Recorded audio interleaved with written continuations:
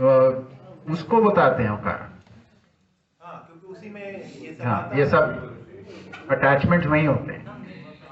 इसी के लिए समाधि बोला है, इसलिए उस चित्त से वृत्तियों का वो हो जाए, चित्त वृत्ति निरोध समाधि की परिभाषा लिखी, चित्त वृत्ति निरोध, पतंजलि योग सूत्र में। आज कनेक्ट हुआ पहला ही दूसरा ही सूत्र।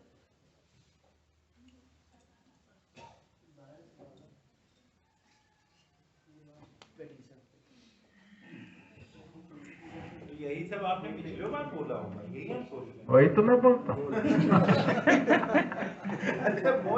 पिछली बार भी आया होगा, मुझे याद है अच्छे से, ये सब हुआ हर बार आएगा। स्किप हो गया होगा। देखिए, जो हमारी आवश्यकता होती है उतना रजिस्टर होता है, तो उसी को आवश्यकता को बोलते हैं पात्रता। अब ये हमारे अंदर स्थापित हो गई, अब इसको प्रोसेस करेंगे तो आगे की ये पात्रता बन जाती है। तो इस बार आपको आगे वाली बात पकड़ में आ रही है, कंटेंट वो इतना ही है। इसलिए मैं तो पहले जब विद्या शुरू किया, मैंने 14 शिविर किए थे, परिचय शिविर, तब जाकर के आपको सेटिस्फैक्शन मिला होगा। मतलब उसमें 14 शिविरों तक मेरे को ध्यान है, हर बार कुछ नई बात मिल रही थी, हर शिविर में, हर शिविर में। आज लोग सोचते हैं एक परिचय शिविर के लिए अब एडवांस कब होगा, ये बताओ। परिचय तो हमने कर लिया, पूरा कर देने के लिए क्या दिक्कत है? दिक्कत ये कि हाँ पूरा जी, वो चीजों के साथ डॉक्टर हाँ सारी जिंदगी प्रैक्टिस ही करता है, हाँ काम कब करेगा? पूरा टाइम टेस्ट मैच ही खेलते हैं, एक्चुअल मैच कब खेलेंगे? सही बात है। आखिरी मैच पता ही नहीं होगी। काम कम करेगा। शुरू किया जाए? हाँ, मखनलाल भाई। जी भैया, जाने से पहले आपका मुद्दा था जो रह गया था, माइक दीजिए भैया।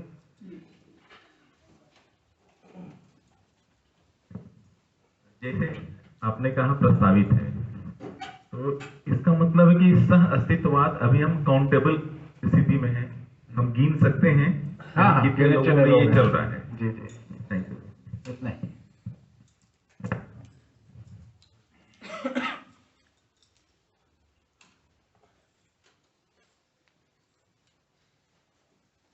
ठीक है, आगे बढ़ते हैं। तो इस पूरी चर्चा में से जो विश्लेषण से ये निकल के आता है कि ये जो 3 मौलिक प्रश्न हैं, इनके जो 2 विधाओं ने जो उत्तर दिए हैं, भौतिकवाद ने और आदर्शवाद ने, वो यहाँ के विश्लेषण के अनुसार इसका परिणाम जो आ रहा है वो व्यक्तिवाद संघर्ष युद्ध और समुदायवाद संघर्ष युद्ध, इस रूप में परिणाम आ रहे हैं।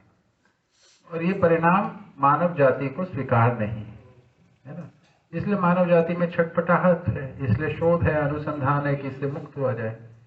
तो यहाँ पे जो सूचना आपको हम दे रहे हैं कि एक अनुसंधान हुआ है सहअस्तित्ववाद के नाम से, और इस अनुसंधान के अनुसार जीवन ज्ञान, सहअस्तित्व दर्शन ज्ञान और मानवतापूर्ण आचरण ज्ञान को समझने से हम समाधान समृद्धि पूर्वक जी सकते हैं, यही सुखपूर्वक जीना है ना।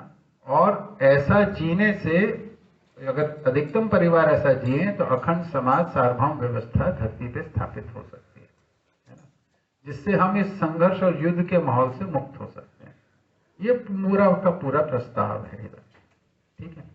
तो इसको प्रस्ताव का परिणाम पाने के लिए हमारे को जो यात्रा शुरू करनी है वो जीवन ज्ञान, सहअस्तित्व दर्शन ज्ञान और मानवतापूर्ण आचरण ज्ञान, इन 3 मुद्दों पे अपने बात को समझकर, जी कर, प्रयोग करके देखने की बात है। तो अब आगे की जो चर्चा हम चलाएंगे वो जीवन ज्ञान से शुरू करेंगे, फिर सहअस्तित्व दर्शन ज्ञान और मानवतापूर्ण आचरण ज्ञान, इन 3 मुद्दों पे बात करेंगे, ठीक है। अब पूरे टेबल को देख लीजिए, किसी कुछ पूछना हो नहीं तो आगे बढ़ जी।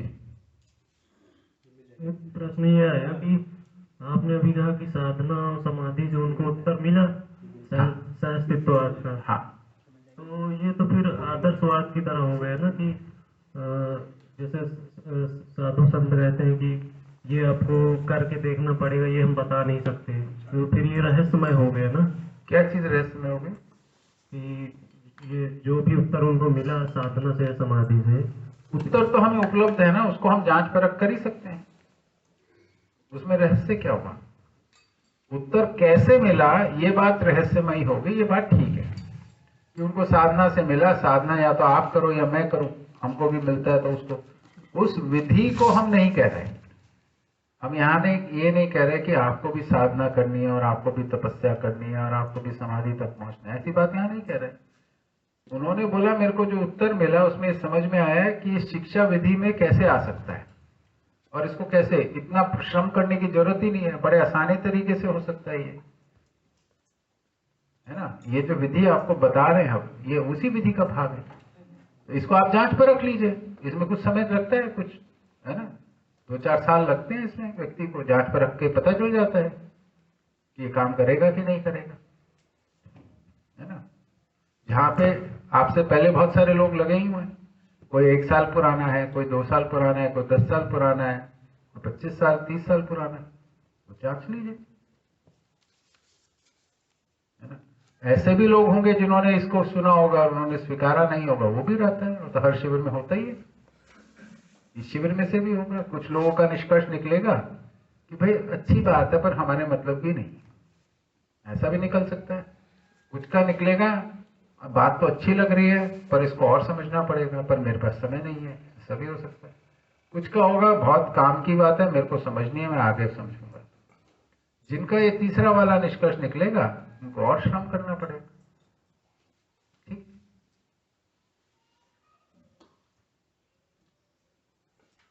हमारा आग्रह नहीं है कि आप किसी निश्चित की मतलब इसको सुनो ही समझो ही, हम इसको बता रहे हैं क्योंकि हमें खुशहाली है कि हमारे को उम्मीद जग गई है, ये संभावना है, ऐसा जिया जा सकता है, इस संघर्ष युद्ध से मुक्त होकर जिया जा सकता है, मजे से जिया जा सकता है, ये हमको दिख गया है। तो इस खुशहाली को बांटने के अर्थ में इसको साझा करते हैं। ठीक है, बढ़े आगे।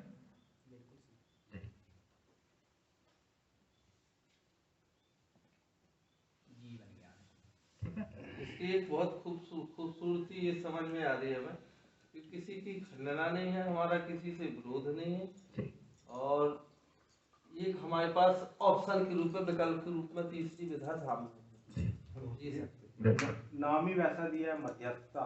हाँ बिल्कुल, और इसमें तीनों का समावेश भी हमें दिख रहा है। जी जी जी, तीनों को लेकर भाई जो कमी रह गई, जो अच्छी बात है इन सब की, हमने तो पहले ही शुरू किया कि इसका योगदान क्या है, तो जो इसकी उपलब्धियां है उनको लेके चलेंगे और जो कमी रहेगी उसको पूरी कर लेंगे, यही करने लायक काम है।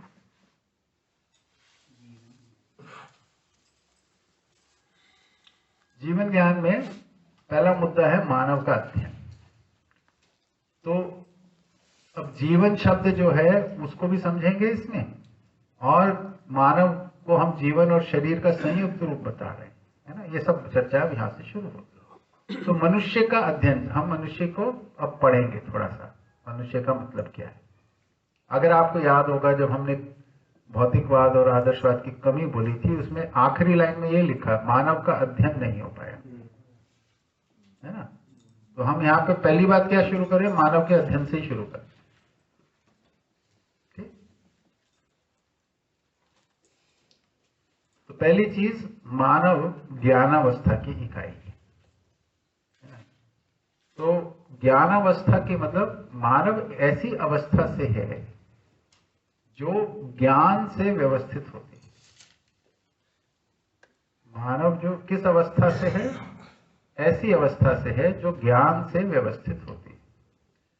धरती के ऊपर हम देखते हैं, अपनी पृथ्वी के ऊपर, तो हमें 4 अवस्थाएं देखने को मिलती हैं। पदार्थों की व्यवस्था जो है वो पदार्थ अवस्था के रूप में देखने को मिलती है। वनस्पति संसार की जो व्यवस्था है उसको हम नाम देते हैं प्राण अवस्था, प्राण रचनाओं की जो व्यवस्था है। फिर जीव संसार की जो व्यवस्था है उसको नाम देते हैं जीव अवस्था। और ज्ञान संसार यानी मानव जिस स्वरूप में व्यवस्थित होता है उसको नाम दे रहे हैं ज्ञानावस्था। तो मानव जो है वो ज्ञानावस्था की इकाई है, यानी समझदारी से ये व्यवस्थित होता है और नासमझी में अव्यवस्थित रहता है। ठीक है, तो मानव को हम समझदारी से जोड़ के पहचान रहे हैं, यानी नासमझ मानव गलती करेगा, समझदार मानव व्यवस्था में जिएगा। ठीक है, तो कोई गलती और अपराध कर रहा है, इसका कारण क्या हुआ? ना समझा। ठीक, तो ना समझी के साथ क्या करना पड़ेगा? प्रयास करना पड़ेगा कि वो समझदार हो जाए, तो गलती बंद होगी। अभी ना समझ के साथ क्या करते हैं? ना समझे उसको सजा देते हैं, जेल में डाल देते हैं, मार देते हैं, काट देते हैं, कुछ भी करते हैं, कूट देते हैं। हाँ जी। व्यवस्था में जीने से मतलब है कि मैनेजमेंट में जीना, चीजों को मैनेज करके, ये मतलब है? देखिए, व्यवस्था का मतलब है नियम से, नियंत्रण से, संतुलन से। अब ये नियम, नियंत्रण, संतुलन प्राकृतिक है, अस्तित्व सहज है। ये मनुष्य के बनाए नियम नहीं है, ये किसी ईश्वर के बनाए नियम नहीं है। प्रकृति जो है नियम से ही है। जैसे गुरुत्वाकर्षण का नियम है, ये किसी का बनाया हुआ नहीं। तो न्यूटन ने, जिसको हमको स्कूल में पढ़ाते, न्यूटन ने इसकी खोज की। खोज का मतलब उसने पहली दफा इसको पहचाना, है ना? ये था पहले से ही पहचान। रिलेटिविटी का जो नियम है वो आइंस्टाइन ने पहली दफा पहचाना। ठीक है, इस तरीके से हम नियमों को पहचानते हैं। तो अस्तित्व जो है वो नियम से है। उन नियमों के अनुरूप जीने को व्यवस्था में जीना कहते हैं।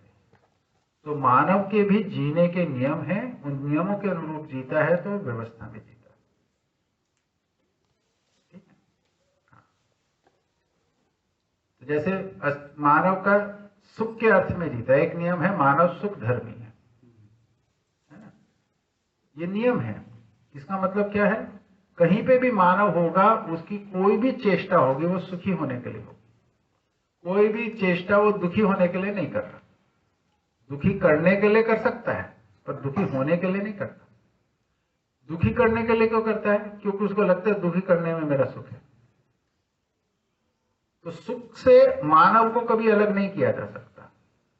तो जिसको परंपरा में धर्म की परिभाषा दी धारणा से, धर्म का मतलब बताया धारणा, धारणा को परिभाषित किया, जो जिसको ओढ़ सकता है, उतार सकता है, ऐसा गीता में परिभाषित है।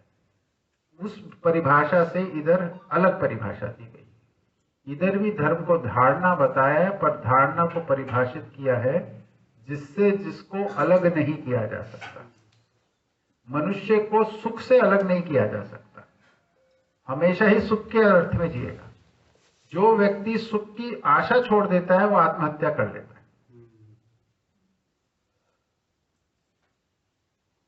और केवल मानव में आत्महत्या वाली घटना देखने को मिलती है, जीव संसार में, प्राण संसार में नहीं देखने को मिलती।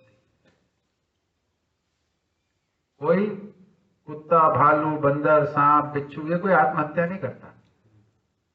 आत्महत्या कौन करता है? केवल मनुष्य, दुखी होकर, परेशान होकर, क्योंकि उसे लगता है मरने में ज्यादा सुख है जीने से, इसलिए वो कर लेता है। ऐसे व्यक्ति उस क्षण में जब उसको लगता है मरने में ज्यादा सुख है, उसमें अगर उसने घटना कर दी तो कर दी, हो जाता है। तो मानव जो है वो एक दो पॉइंट के बाद, हाँ, मानव सुखधर्मी है।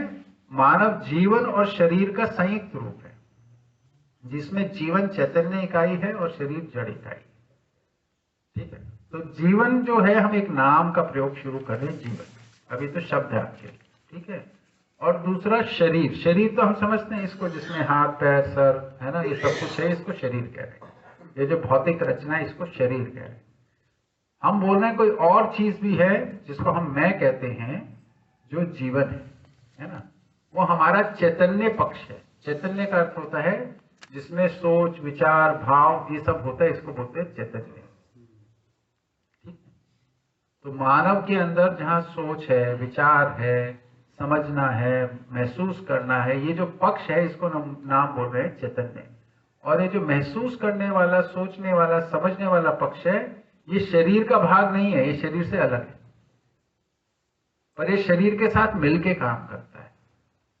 शरीर के साथ मिलके काम करने के स्वरूप को हम मानव कह रहे हैं। यानी हमारा सोचना, समझना, महसूस करना, ये जितना कुछ भाग है हमारा, ये शरीर में नहीं होता है, एक शरीर से अलग एक इकाई है, एक रचना है जिसको हम बोल रहे हैं जीवन, उसमें होता है।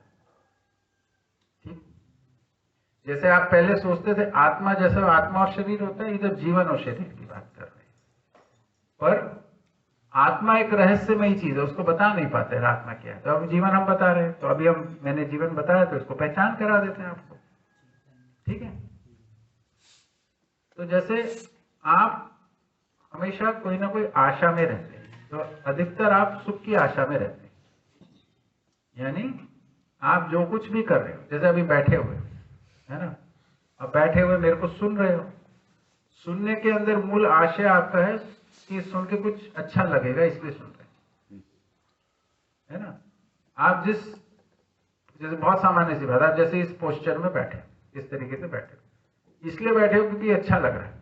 ये अच्छा लगना सुख का ही द्योतक है ना। फिर इसी में थोड़ी देर में आपको तकलीफ होने लगती है, तो आप अपना वो बदल लेते हो, है ना। ये बदला क्यों? क्योंकि इससे बेहतर उसमें आ गए, अब आराम में आ गए, सुख। तो सुखी होने के लिए आप कुछ ना कुछ करते रहते है ना। तो ये तो शरीर को आगे पीछे करने की बात। अब आप जो काम भी करते हो, किसी से बात कर रहे हो, ये भी सुखी होने की आशा में करते हो। आप बच्चों के साथ खेल रहे हो, ये भी सुखी होने की आशा में। आप भोजन की व्यवस्था कर रहे हो, परिवार की व्यवस्था कर रहे हो, समाज की व्यवस्था कर रहे हो, राष्ट्र की व्यवस्था, ये सब सुख की आशा में कर रहे हो। तो हर मानव सुख की आशा में जीता है। ये जो सुख की आशा है, यानी ये जो आशा करने की आपकी ताकत है, ये आपके जीवन में। ठीक है, तीसरा संदेश जीवन चैतन्य का ही है। वही तो समझा रहा हूं, है जीवन को ही तो समझा रहा हूं। चैतन्य इकाई का मतलब ही बता रहा हूं। चैतन्य इकाई के मतलब है, पहला बताया, जो चैतन्य इकाई जीवन है उसमें आशा एक नाम की चीज बताई। उसको मैंने व्याख्या की कि आप जो सुख के लिए करते हो, ये इसको आशा कहते हैं। ठीक है, ये आप में होता है कि नहीं होता? जैसे आपने प्रश्न पूछा, प्रश्न पूछने में ये कामना समाई है, ये आशा छुपी हुई है कि इससे उत्तर मिलेगा तो मेरे को सुख मिलेगा, इसलिए आपने किया। फिर आपके पास दूसरी जो ताकत है आपके जीवन में, चैतन्य में, वो है सोचने की। ठीक है, और सोचना किसे कहते हैं, इसको भी क्रिया रूप में देख लेते हैं। तो आप सब अपने अंदर कुछ भाषा बोल रहे हो जिसे बाहर बोल नहीं रहे, मुंह से नहीं बोल रहे हो, पर अंदर चल रही है। ये जितना अंदर भाषा चल रही है, ये सब विचार है आपका। जो अंदर चलता है उसका एक आंशिक भाग बाहर बोलते हो ना। जैसे मैं कुछ बोल रहा हूं, अंदर चल रहा है ना शब्द, ये सब आपके विचार, ये जीवन में चल रहे हैं। तो आशा क्या है? कुछ भी करने के लिए जो उससे उम्मीद बना रखी है, वो आशा है। जो अंदर भाषा चल रही है, जो अंदर संवाद चल रहा है अपने साथ, ये सब आपके विचार है। जैसे अभी सुन रहे होगे तो ये बात ठीक नहीं लग रही, ये बात अच्छा इसको कह रहे हैं, ये सब अंदर चल रहा है ना, ये सब आपके विचार। जो बिना बोले अंदर बोल रहे होते, ये सब विचार हैं। ठीक है, पहचान में आया?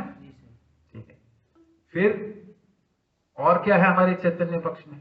आशा को ऐसे भी समझ सकते, जैसे मैं हरपालपुर से चला, मैंने सोचा कि बाला स्टेशन पर उतरूंगा तो प्रेम सिंह भाई सब कोई ना कोई साधन भेज देंगे, उससे चला। ये हमारी आशा, उम्मीद है ना, उम्मीद होगी, उम्मीद है।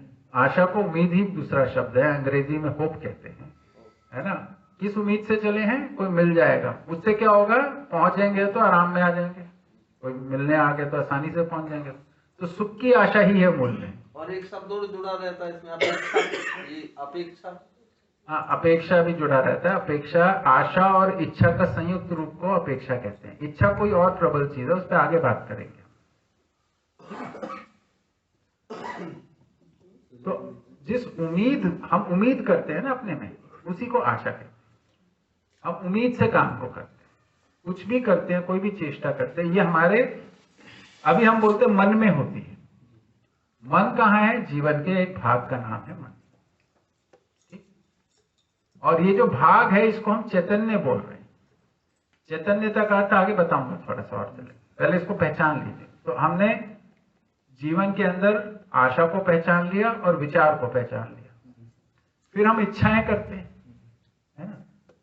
इच्छा का मतलब हो गया ये शिविर करने की इच्छा हुई तब आप लोग इधर आ गए, है ना। शिविर में आके सुनने की इच्छा हुई तो आपने सुन लिया। अब इसमें कोई बात समझ में आएगी, इसको जीने की इच्छा होगी तो इसको प्रयोग करके देखोगे, है ना। तो हाँ जी, शरीर जड़ का ही है। हाँ तो अभी पहले जीवन को पूरा करके चलते हैं ना अभी भाई, पूरा तो सुनो। अभी जीवन चैतन्य इकाई है, इसका अर्थ क्या है, इसको तो पूरा पकड़ लो, ठीक है। तो जीवन में आशा होती है, विचार होता है, इच्छाएं होती है। इच्छाओं को तो जानते हो, है ना। फिर जीवन में समझने का काम भी होता है। जो हमारे पास समझने की ताकत है, जानने मानने को कह रहे थे, तो जानने मानने का तृप्ति बिंदु, ये समझ है, ये भी हमारे जीवन में ही होती है, चैतन्य पक्ष में होती है हमारे, ठीक है। और हमारे में अनुभव करने की भी ताकत है। हम जिस चीज में से गुजरते हैं उसको हम पकड़ लेते हैं, अच्छा ये है, ये जो बात है इसको हम कहते हैं अनुभव। तो अनुभव करने की भी हमें ताकत है। तो वो अनुभव करने की ताकत, समझने की ताकत, इच्छा करने की ताकत, विचार करने की ताकत और आशा करने की ताकत, इन सबको मिला के नाम दे रहे हैं हम जीवन। इसको और आगे एक तालिका से पूरे अच्छे से दिखाऊंगा, बताऊं, ठीक। अभी के लिए जीवन क्या है आपका प्रश्न था, उसके उत्तर में जीवन ये सब आपके अंदर है कि नहीं है पहले देखो, है ना। तो ये आपका जीवन है, ये हर मानव में होता है। तो जैसे आप बोलने से पहले सुख की आशा में कुछ बोलते हो, ऐसी सामने वाला भी सुख की आशा में बोलता है। आप सोचते हो, सामने वाला भी सोचता है। किस लिए सोचते हो? सुखी होने के लिए सोचते हो, तो वो भी सुखी होने के लिए सोचता है। आप सुख की इच्छा में कुछ काम करते हो, सुख को पाने के लिए, निरंतर सुख को पाने के लिए इच्छाएं करते हो, सामने वाला भी ऐसा ही करता है। सुख को समझने के लिए समझते हो, सुख पूर्वक जीने के लिए समझते हो, है ना, सामने वाला भी ऐसे ही करता है। और आप भी अनुभव करते हो, सामने वाला भी अनुभव करता है। तो हम सब जीवन रूप में समान हैं। इससे दूसरा निष्कर्ष क्या निकलता है? हम जीवन रूप में समान हैं। चाहे नर हो, चाहे नारी हो, चाहे बच्चे हो, बूढ़े हो, चाहे अमीर हो, गरीब हो, पढ़े लिखे हो, अनपढ़ हो, हम सब जीवन रूप में समान हैं। मानव में समानता का आधार अगर कोई है तो वो जीवन है। शरीर के आधार पर कोई समानता नहीं मान पाते, क्योंकि शरीर में भेद है। शरीर के आधार पर इतनी समानता मिलेगी, मेरे भी 2 हाथ हैं, आपके भी 2 हाथ हैं सर, पर इस शरीर की क्षमताएं अलग अलग शरीर की अलग अलग होती है, इसलिए समानता नहीं हो पाती। तो मानव जाति ने शरीर के आधार पर समानता खोजने का प्रयास किया, इसमें सफल नहीं हो पाए। अब हम बोल रहे हैं मानव जो है जीवन रूप में समान है। हर मानव जीवन और शरीर का संयुक्त रूप है और जीवन रूप में हम सब समान, ठीक है। मानव रूप में समान क्यों नहीं सर? हमारे हाथ में सुन के हाथ। हाँ, शरीर के साथ हम समानता को इसलिए नहीं देखते, आपके हाथ में ज्यादा ताकत है, मेरे हाथ में कम ताकत है, इससे समान नहीं हुआ ना। पर जैसे आप आशा करते हो वैसे मैं आशा करता हूँ, जैसे आप विचार करते हो मैं विचार करता हूँ, ये समान, ताकत हमारी समान है। आप किस मुद्दे पे विचार करते हो वो आपका निर्णय, मैं किस मुद्दे पे विचार करता हूँ वो मेरा निर्णय। ताकत हम दोनों में बराबर है, सोचने की ताकत हम सब में समान है। शरीर के आधार पर नहीं समान मान सकते। हाँ, पर हमारी रुचियां अलग हैं, प्रवृत्तियां अलग हैं, इसलिए हम अलग अलग मुद्दों पे सोचते हुए विचारते हैं। दायरा भी बढ़ कर सकते हैं। हाँ, अलग अलग दायरे में सोचते समझते, है ना। तो उस पर आगे बात करेंगे, पर समानता का अगर कोई आधार बनेगा मानव में तो वो जीवन ही बनेगा, शरीर नहीं बनता, ठीक। अब आप पूछे जड़ इकाई का क्या अर्थ है? शरीर जड़ है। जड़ का मतलब होता है जो भौतिक चीज को जड़ कहते हैं, जिसके अंदर मैं हूं ये भाव नहीं है। चैतन्य, देखो जड़ को परिभाषित किया जाता है चैतन्य के आधार पर। आपने किसी व्यक्ति को कभी बेहोश देखा है? कभी बेहोश हो जाता है तो बेहोश होने को एक और शब्द देते हैं, अचेत हो जाना, है ना। अचेत का मतलब हो गया उसमें अब चेतना नहीं हो रही। इसका मतलब क्या है कि उसको होश नहीं है। बेहोश यानी होश खो गया। ये होश का या चेतना का होने का मतलब क्या है? यानी उसको अपना मैं हूं और मेरे को संसार में कुछ करना है, ये भास नहीं है। भूल गया मैं। हाँ, उसको ध्यान नहीं है। ठीक है, तो चेतना का अर्थ होता है जिसमें ये बात का भाव होता है कि मैं हूं, इसको बोलते हैं चेतना, चैतन्य। ठीक है, शरीर के अंदर ये भाग नहीं होता। ये लैपटॉप है, ये टेबल है, ये कुर्सी है, इन सब में ये भाव नहीं होता कि मैं हूं। इसमें सोचना, समझना, महसूस करना कुछ होता नहीं। इसलिए इन सबको क्या बोलते हैं? जड़। जीवों में ये भाव होता है मैं हूं, उसका क्या प्रमाण है? जैसे कुत्ते के पीछे भागो तो भाग जाता है, क्योंकि वो अपनी रक्षा करना चाहता है। जहां पे भी मैं हूं का भाव होगा वो अपना संरक्षण करेगा। तो जहां पे भी स्व संरक्षण की क्रिया दिखती है वहां पर चैतन्यता दिखती है। ठीक है ना? तो जो शरीर है वो जड़ है और जीवन जो है वो चैतन्य है। पर जीवन और शरीर मिलके साथ रहते हैं, इसको हम बोलते हैं मानव। जब जीवन और शरीर अलग हो जाते हैं तो इसको बोलते हैं मर गए, इसको कहते हैं मृत्यु। ठीक है, जहाँ मैं का अभाव है वहाँ जड़ है। हाँ, और जहाँ मैं है वहाँ चेतनता है। हाँ, बढ़िया। ठीक है, आगे बढ़े।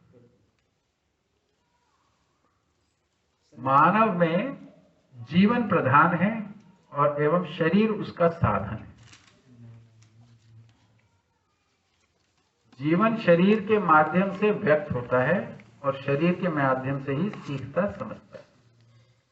अब इन दोनों के संबंध, अंतर संबंध को भी बता रहे हैं। हमने बताया पहला मानव जो है जीवन और शरीर के संयुक्त रूप है, साथ साथ है। तो इसमें से जीवन जो है वो प्रधान है, वो मुख्य चीज है, वो पहली चीज है, वो बड़ी चीज है। ये क्यों बोल रहे हैं हम? क्योंकि जीवन की अनुकूलता के लिए हम शरीर को भी कष्ट दे देते हैं, है ना? जैसे हमारा मन कर रहा है कुछ करने को, लेकिन उसमें शरीर को कष्ट हो सकता है, पर हम कर लेते हैं, फिर रोज ही करते हैं ना। शरीर को नुकसान हो सकता है पर मन कर रहा है इसलिए कर लेते। तो जीवन जो है शरीर पे हावी रहता है, इसलिए जीवन प्रधान है मानव में। प्रधान मतलब उत्तम। हाँ, ठीक है, मतलब वो उसकी ताकत है, वो शरीर को चलाता है। हाँ, राजा कह सकते उसको। राजा नहीं, पर हाँ वो राजा के मन उसके अनुसार शरीर को वो इस्तेमाल करता है। हाँ, ऐसा। शरीर उसका साधन है ना? और शरीर के माध्यम से वो व्यक्त होता है। जैसे आपने प्रश्न पूछना है, प्रश्न आपके जीवन में बनता है, पूछते आप शरीर के माध्यम से बोल के। साधन बनेगा शरीर। हाँ, साधन बन गए, है ना? जैसे हमने उस दिन बात की थी, देखते कैसे हैं? ध्यान से देखते हैं। ध्यान जीवन में होता है शरीर के माध्यम, यानी आंख के माध्यम से देखते हैं, कान के माध्यम से सुनते हैं, जीभ के माध्यम से चखते हैं। तो शरीर जो है माध्यम है, साधन है हमारा। ठीक है, हमारे पुष्पेंद्र भाई साधन बन गया हमारे। अब साधन जैसा इस्तेमाल मत करना। नहीं कर ठीक है। भैया कुछ सवाल। हाँ जी, हाँ जी। ये जो व्यक्त है ये उसका मतलब मैनिफेस्ट होता है, उसका मतलब एक्सप्रेस करता है। तो जीवन शरीर के माध्यम से व्यक्त होता है, यानी भाव जो होता है, विचार जो होता है, वो जीवन में होता है, और शरीर के माध्यम से अपने भाव को बताना, विचारों को बताना, इसको बोलते हैं अभिव्यक्ति या व्यक्त होना। ठीक है, एक्सप्रेशन। तो जीवन में जो कुछ अंदर है उसकी स्थिति में, उसको बाहर प्रकट करने के लिए उसको शरीर की आवश्यकता है। हाँ भाई बताओ। से आपने कहा कि जीवन प्रधान है, तो इसलिए है कि जैसे हमें कुछ करना होता है तो शरीर को भी कभी कभी कष्ट दे देते हैं। हाँ, लेकिन वहाँ तो फिर शरीर का प्रकृति के साथ विरोध हो गया ना, वो संतुलन फिर कहाँ रह वो गया? तो हमें समझ नहीं है ना संतुलन की, इसलिए हम कर लेते हैं उठपटांग।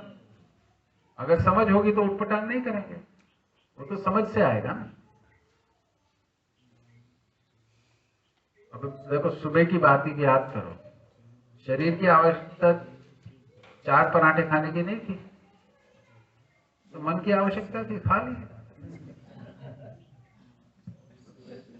मन किया तो खा लिया। अब मेरे को डायबिटीज है, कल आ गई बालूशाही रात को।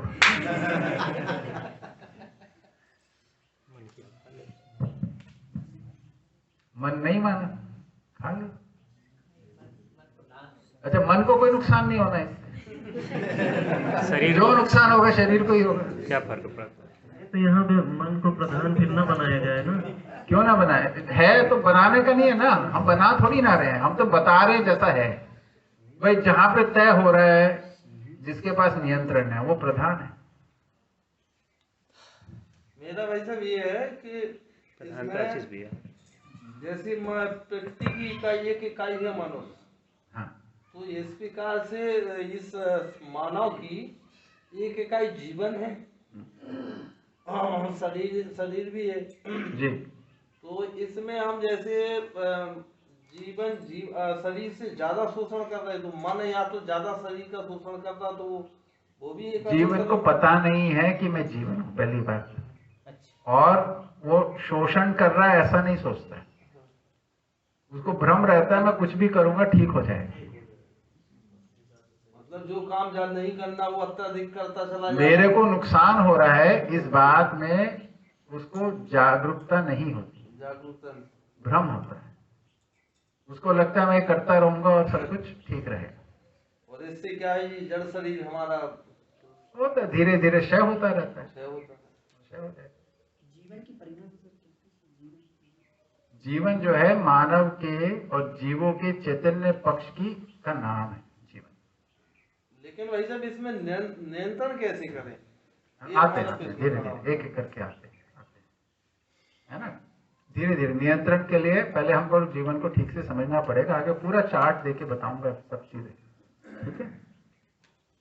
वही तो मुख्य मुद्दा है, और वो क्रम से चलेंगे तो पकड़ में आएगा, ठीक है।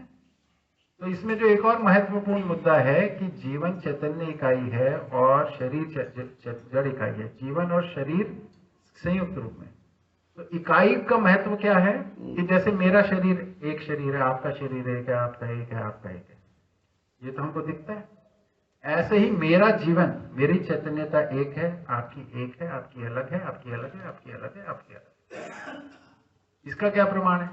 इस वक्त जो मैं सोच रहा हूं या महसूस कर रहा हूं और आप जो सोच रहे हो और महसूस कर रहे हैं, इसमें अंतर है, और आप जो सोच रहे हो उसमें अंतर है। तो ये एक इकाई होगी, एक इकाई होगी, एक इकाई होगी, ऐसे।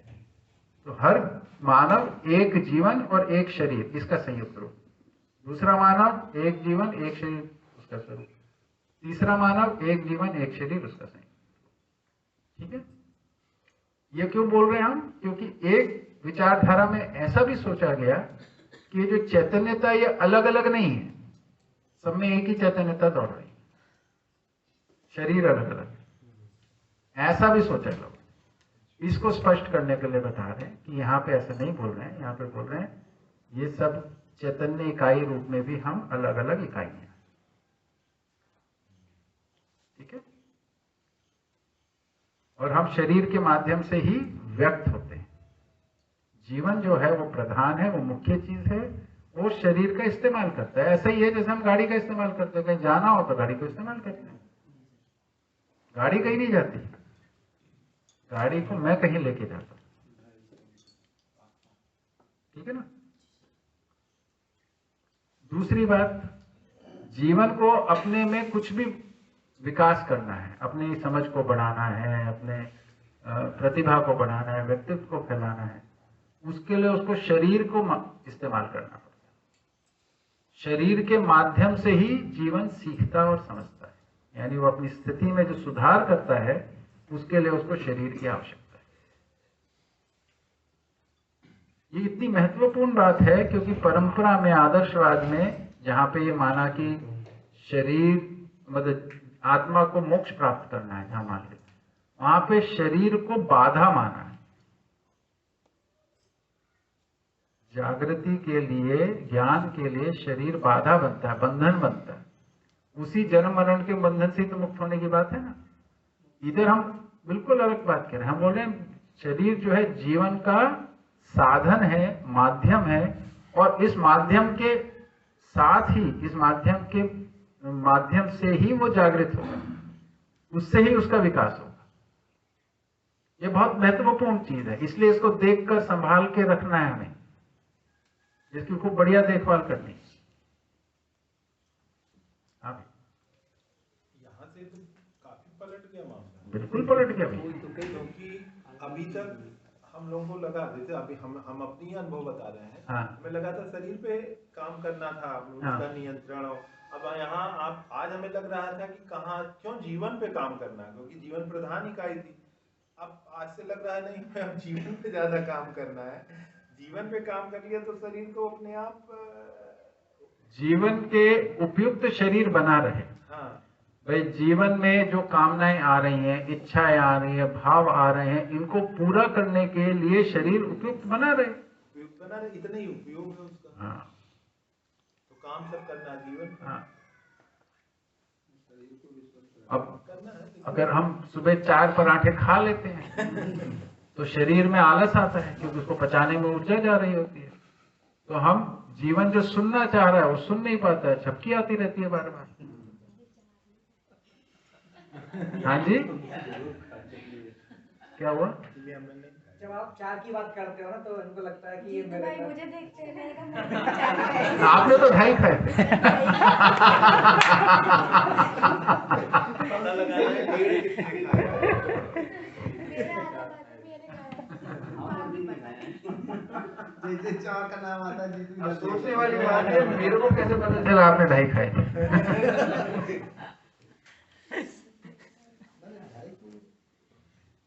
आपने इनके साथ खाया, मैंने इनको बताया, आपने सुना? नहीं, मेरे स्रोत और भी हैं। आप मेरे खाने पे ध्यान नहीं, खाने पे ध्यान नहीं था, वो आ गई बात। बाई चांस आ गई।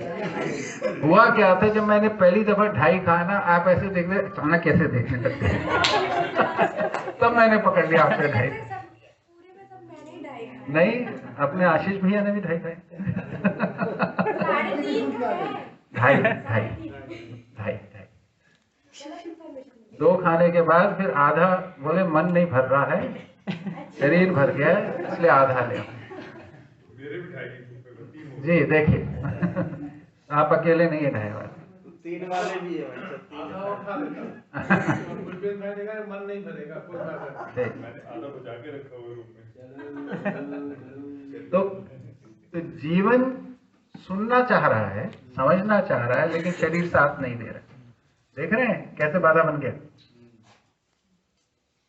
तो शरीर, अगर सुनना समझना हमारी प्राथमिकता बनेगी तो हम शरीर को उसके योग्य बना के रखेंगे।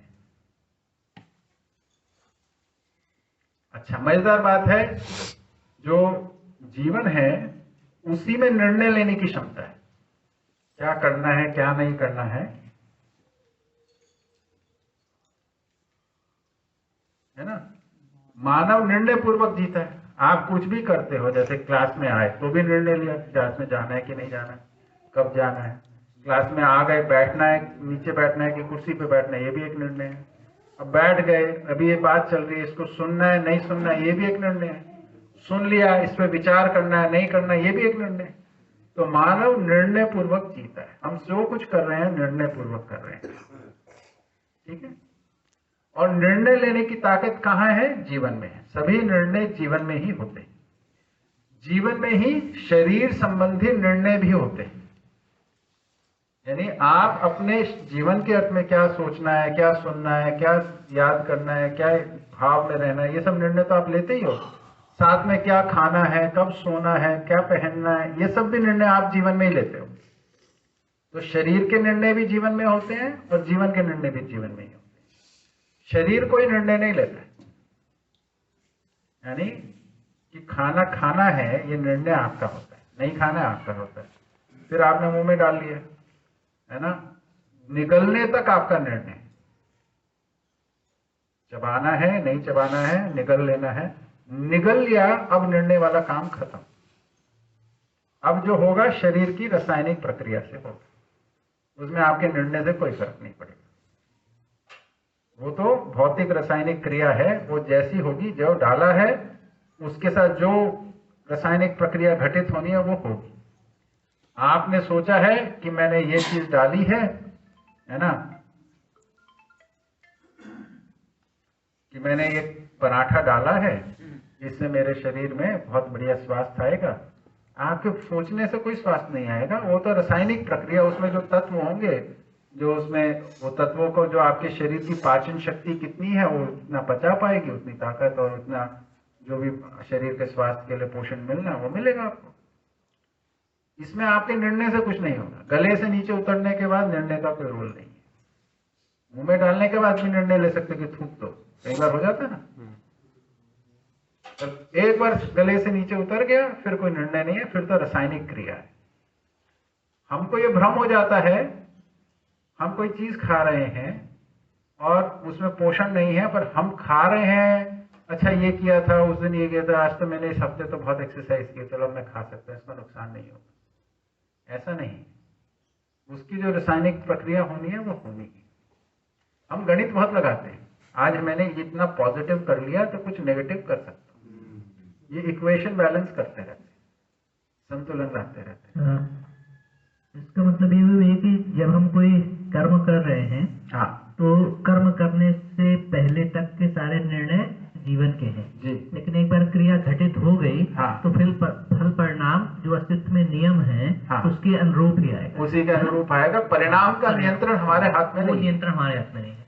हाँ, उसके निर्णय तक हमारे हाथ में है, करना या नहीं करना है, कैसे करना है, क्या करना है, कितना करना है, कब करना है, सब निर्णय है। स्पष्टता उसके निर्णय तक हमारा जीवन का योगदान है। क्रिया घट गई, फिर वो प्राकृतिक विधि से जो भी उसका फल परिणाम बनता है वही आएगा। बिल्कुल, वो बदलेगा नहीं इस बात से कि मैंने तो क्या कुछ निर्णय सोचा लिया था, या क्या सोच करके ये कर्म किया था। मैंने तो सोचा था बच्चे को डांट लगाऊंगा तो सुधर जाएगा। आपके सोचने से नहीं, डांट का असर कुछ होता है, बच्चे के नियम है उसका। खेती करते हुए भी अपेक्षा तो ये रहती है कि बढ़िया से हो गए, धरती स्वस्थ रहे, अपेक्षा और वो निर्णय, लेकिन डाल देते हैं हम लोग कुछ जहर वगैरह, उसका फल परिणाम जो बन रहा है वो फिर उसी हिसाब से नियम के। ये नियम सब जगह लागू होता है क्या व्यावहारिक जीवन में? सब कोई जगह छूटी नहीं है इससे। मान लिया जाए मुझे किसी ने गाली दी, तो क्रिया कर दी, अब जो संस्कृति में जो नियम होगा भाई, गाली का क्या नियम है? किसी ने गाली दी, उसको सुन के कोई या तो उसको बोलेगा ना समझे, गाली दे दी। दूसरा नियम ये होगा कि गुस्सा आ जाएगा, वो आपकी समझ का नियम है ना। आप समझदार होगे तो बोलोगे ना समझे, गाली देंगे। अरे मतलब जैसा शरीर वैसी प्रतिक्रिया। नहीं, ऐसा नहीं, शरीर से नहीं, जैसी समझ वैसी प्रतिक्रिया। समाज की अभिव्यक्ति ही तो क्रिया है। तुमने भी गाली दिया, मतलब कमजोर सा आदमी भी तिल मिला जाता है गाली सुन के, वो भी गुस्से में आके हाथ चला। कुछ भी उसके प्रतिक्रिया नहीं दी उसमें, हाँ, तो जो उसने क्रिया की है उसका फल उसको मिलेगा या नहीं? अरे उसने जो क्रिया की गाली देने की, उसने आपसे संबंध में कुछ तो अड़चन पैदा कर ली ना, तो फल तो मिलेगा ना। आप मारपीट ना करो, पर कुछ प्रतिक्रिया ही नहीं की, मैंने सुन लिया, आराम से निकल गया। लिया नहीं तो गाली नहीं कहा। हाँ, तो हम कोई भी अभी आते हैं सब बातों पे, आगे ठीक से बात करेंगे, फल परिणाम वाली बात को अच्छे से करेंगे, है ना। अच्छा, तो थोड़ा बहुत जीवन फिर जीव जंतुओं में भी है क्या चीज? थोड़ा बहुत, जैसे हमारे अंदर जीवन है, मानव के अंदर, तो थोड़ा बहुत जीवन फिर जीव जंतु। करुणा भाव कहाँ से आया? हमने करुणा भाव की बात की। थोड़ा बहुत क्या, थोड़ा माइक दूर कर नीचे करवा। जैसे हम लोग निर्णय लेते हैं, हाँ, कि क्या खाना है क्या नहीं हाँ, खाना। जीवों में भी निर्णय है, जीवों में निर्णय है, जीवों में भी जीवन है।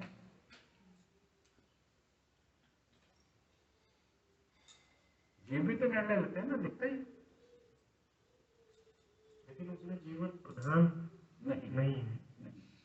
इस बात को करेंगे आगे थोड़ा सा। अभी जीवों की बात नहीं हुई तो मानव को ही समझ रहे हैं, पहले इसको कर लेते फिर जीवों वाले पे आ जाएंगे। जुड़ा हुआ मुद्दा, सही बात है, आएंगे। क्या हो गया, पूछना है? भैया हमसे करें, बोलो तुम।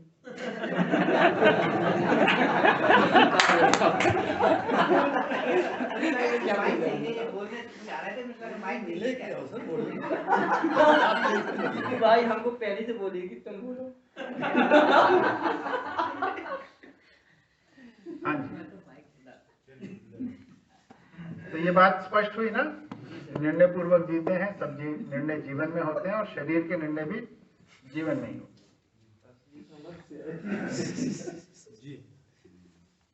मानव तृप्ति के लिए जीता है, तृप्त होने के लिए ही निर्णय लेता है।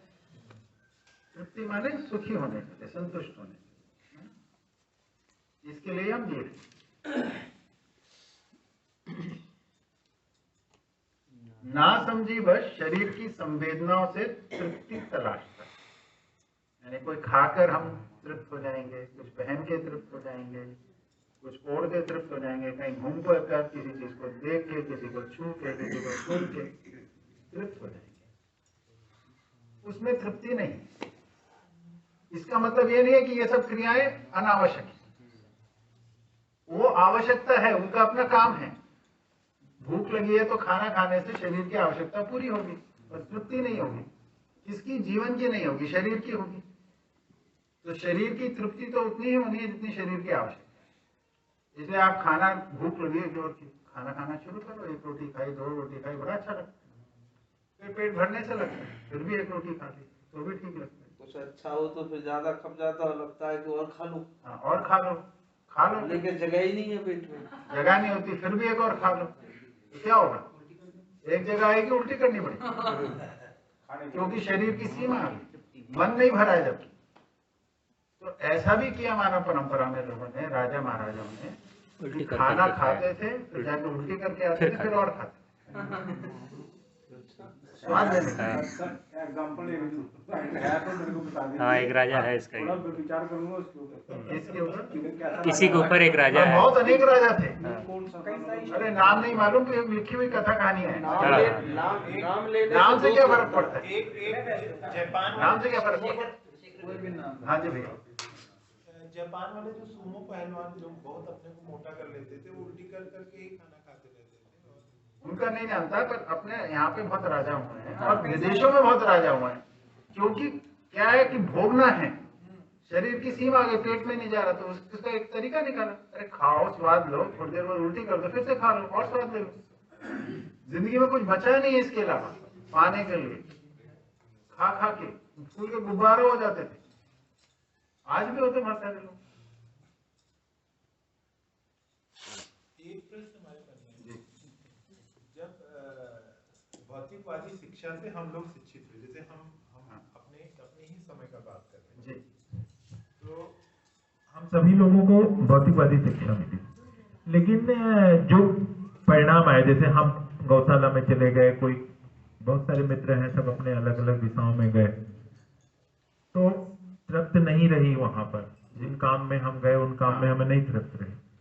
तो भौतिकवादी शिक्षा का समान परिणाम पड़ना चाहिए था, तो अलग अलग क्यों हुआ? क्योंकि वो शिक्षा तो सबको एक कॉमन तरीके से दी गई, तो वो हमारे जीवन में ही कुछ निर्णय ऐसे घटित हुए, तो जीवन उससे किसी का कम प्रभावित हुआ, किसी का अधिक प्रभावित हुआ, ऐसा क्यों?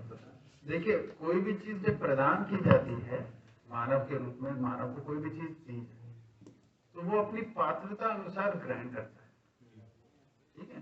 तो हर व्यक्ति की अपनी अपनी पात्रता है, अपनी अपनी मानसिकता है, तो वो उससे अपने व्यक्तित्व के अनुरूप प्रभावित होता है, इसलिए अलग अलग प्रभाव देखने को मिलते। यानी उस इकाई की जो ग्रहण कर रही है उसकी अपनी अपनी स्थितियां हैं, उस स्थिति के अनुरूप उसमें प्रभाव आता है। तो प्रभाव समान होते हुए भी, जैसे सर्दी एक समान आती है ना, जैसे नवंबर के अंदर सर्दी शुरू, अब शरीर जो है अलग अलग स्थितियों में है सबके, तो जब सर्दी आती है कुछ लोगों को जुकाम लग जाता है, सर्दी पकड़ लेती है, क्यों? क्योंकि शरीर की स्थिति अलग अलग, तो प्रभाव समान होते हुए भी जिसके ऊपर प्रभाव पड़ रहा है उसकी स्थिति अलग होने से परिणाम अलग होता है। ये सिद्धांत यहाँ पे कह सकते हैं कि जिसका एनवायरनमेंट जिस तरह का होगा उसके अनुकूल उसका जीवन होगा या उसका जो शरीर होगा। जीवन जो होता है, मानव का जो विकास है उसके अंदर 3 फैक्टर हैं, उनमें से एक फैक्टर उसका वातावरण। ठीक है, तो भैया ने कहा कि हमने सब भौतिकवादी शिक्षा लिया, लेकिन हम इधर आ गए, कुछ लोग उधर चल गए, किसी पे प्रभाव नहीं पड़ा। इसका मतलब वहाँ पे इन्वायरमेंट उनका जो होगा वो ज्यादा इफेक्टिव होगा। मैं वही कहना चाह रहा हूँ, उसी का उत्तर दे रहा हूँ कि उसको व्यक्ति के देखने समझने का जो विकास होता है उसके अंदर 3 फैक्टर है। एक उसके अंदर उसका वातावरण है, दूसरा उसकी शिक्षा या अध्ययन है, और तीसरा उसका संस्कार है। ठीक है, इन तीनों के योगफल में उसका व्यक्तित्व बनता है। उसके हिसाब से वो किस परिस्थिति को कैसे देखता है, कैसा समझता है, क्या उसमें रिस्पॉन्स देता है, वो बना देता है। संस्कार को कैसे, जो उसकी पहले की पूर्व स्वीकृतियां हैं, मतलब उसके अंदर जो भी मान्यता है। अभी आप जैसे बैठे हो, आप इस बात को सुन रहे हैं, आपका एक प्रकार की स्वीकृति है। स्वीकृतियां ही संस्कार होती हैं। तो आपकी जैसी स्वीकृति है वैसी बातों, आप जिस प्रकार की बातों को इधर सुन के आपको समझ में आ रही है और इनको जो आ रही है, जो उनको आ रही है, इसमें कोई भेद होगा, क्योंकि आप लोगों की अलग अलग स्वीकृतियों के साथ आप बैठे। तो ये सबके अपने अपने संस्कार हैं, पर अध्ययन पूर्वक हम सब एक जगह पे पहुंच सकते हैं। शिक्षा से एक जगह पे पहुंच सकते हैं। शिक्षा से संस्कार रोपण होता है, पूर्णता के अर्थ में स्वीकृतियों को बनाया जाता है। इसको कहते हैं संस्कार रोपण, संस्कारों को स्थापित करना। शिक्षा ही माध्यम है जिससे संस्कारों को विकसित किया जाता है। जो स्वभाव है जीवन में, तो जैसे कुछ लोगों का स्वभाव है, कहते हैं कि इनके पिताजी भी गुस्से थे तो ये भी गुस्से थे। हाँ, देखा देखिए अपना लिए। तो पिताजी के साथ रहने का प्रभाव है जीन्स का? नहीं, रहने का प्रभाव देखा देखिए। वहीं पे उसी घर में दूसरा बच्चा हो सकता है जिसे गुस्सा बिल्कुल पसंद ना हो। इसमें क्या जेनेटिक्स का कोई फर्क नहीं पड़ता?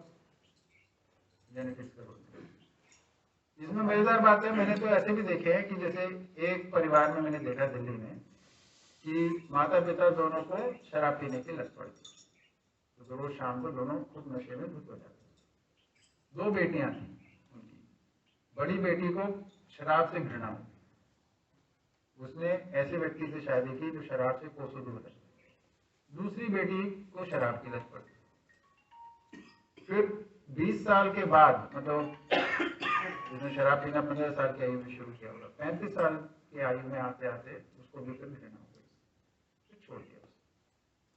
तो दोनों एक ही वातावरण में थे, लेकिन उसको क्या निष्कर्ष निकाला, उसने अलग तरीके से निकाला, एक ने अलग तरीके से। ऐसे ही स्वभाव को देखते हुए किसी के परिवार में बहुत अनुशासन वाला यानी कड़ा प्रभाव होता है, तो कोई अनुशासन प्रिय हो जाता है और किसी को उससे चिढ़ मच जाती है। ऐसा होता ही है। हाँ जी, क्या बोल रहे थे भाई आप? जेनेटिक्स का कोई वही पूछ रहा था कि इफेक्ट नहीं पड़ता क्या? जेनेटिक्स का इफेक्ट शरीर पर है, स्वभाव पे नहीं। उसकी मानसिकता पे? अब किसी का भी वही मानव में जीवन प्रधान है। शरीर का प्रकार कैसा भी हो, समझदार हो सकता है, वो मानवीय हो सकता है, और नासमझी में अमानवीय काम कर सकता है, किसी भी जीन्स का। और ये तो जीवन विद्या से पहले, मतलब आप देखिए ये जो 20वीं शताब्दी थी, इसके शुरू में एपिजेनेटिक्स की खूब बात हुई। हिटलर ने तो अपना पूरा अभियान ही इसके आधार पर चलाया कि उनके जो गोरे लोग थे, जिनकी नीली आंखें थी, भूरे भाल थे, यही सबसे सर्वश्रेष्ठ मानव है। वो तो फेल हो गया ना प्रयोग पूरा का पूरा। अब उसकी बात नहीं रही। मानव का स्वभाव उसके जेनेटिक्स से नहीं है, उसके संस्कार से, उसके वातावरण से और उसके अध्ययन के योगफल में। होम्योपैथी में डायग्नोसिस होती है, तो उसमें जैसे किसी बीमारी के लिए वो ये भी पूछते हैं स्वभाव कैसा है, कि गुस्सा आता है नहीं आता है। हाँ। और शरीर की भी पूछते हैं कि हाँ। वो चीज नहीं होती। हाँ, हाँ। तो ये दोनों का लिंक कैसे बैठता है? तो शरीर और जीवन मिलके काम करते हैं ना। तो शरीर का प्रभाव जीवन में जाता है किस रूप में? जैसे आप कमजोर हो, या जैसे आप देखिए, आप बाहर से आए, कोई लंबी यात्रा करते, खूब थके हो, भूखे हो, उस वक्त आप चिड़चिड़े ज्यादा हो, ठीक है, और आपको आराम कर रखे हो, पेट भरा हो, चिड़चिड़ापन कम हो, ठीक है। तो इसको मैंने देखा, मेरी माता जी बहुत अच्छे से पहचानती थी, है ना, और बहुत सारी माताएं पहचानती पिताजी के बारे। तो पिताजी जब वापस आते थे घर शाम को दफ्तर से, तो हमको बोलती थी अभी कुछ नहीं मिलना, हमको अगर तुमसे कुछ चीज बात करनी है या मिलना है, कुछ मांगना है, तो अभी नहीं, उनको पहले आने दो, चाय पीने दो, खाना खाने दो, आराम करने दो, उसके बाद खाना खाने के बाद उनसे बात करो। इस बात को मतलब इसलिए नहीं क्योंकि उनको मालूम था कि ये सब थ्योरी से नहीं, व्यवहारिक रूप में सीखी हुई थी। तो शरीर की स्थिति का प्रभाव मन पे पड़ जाता है। अगर हमारी वृत्ति विकसित होती है, अगर हमारे विचार पक्ष व भाव पक्ष विकसित होता है, तो हम उस प्रभाव को देख के हम ही सतर्क हो जाते हैं। और अगर हम उसमें सतर्क नहीं है तो हम गलती भी कर जाते हैं। तो कुछ लोग रोग का इलाज करते वक्त मन की स्थितियों को ध्यान में रखते हुए पूछते हैं। यदि मन हमारा मजबूत है तो वो डायग्नोसिस फेल हो जाएगी। मन से ज्यादा हमारा चित्त और वृत्ति मजबूत होनी पड़ेगी, उससे मन मजबूत होगा। ठीक बात है, उसके अंदर वो फेल नहीं होगी, हम उससे बेटर टेक्निक को हम निकाल लेंगे। देखिए, कोई चीज गलत नहीं होती है, वो उसकी सीमा है, उसकी सीमा से आगे के लिए कुछ और फिर हमारे को समाधान करना पड़ता है, इस तरीके।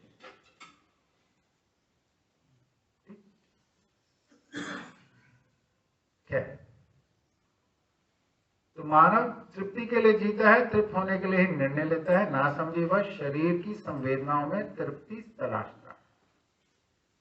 जहां मानव तृप्ति की संभावना नहीं है, यानी संवेदनाओं की तृप्ति में मानव जीवन की तृप्ति नहीं होती है, ये यहाँ पे बोला जाता है।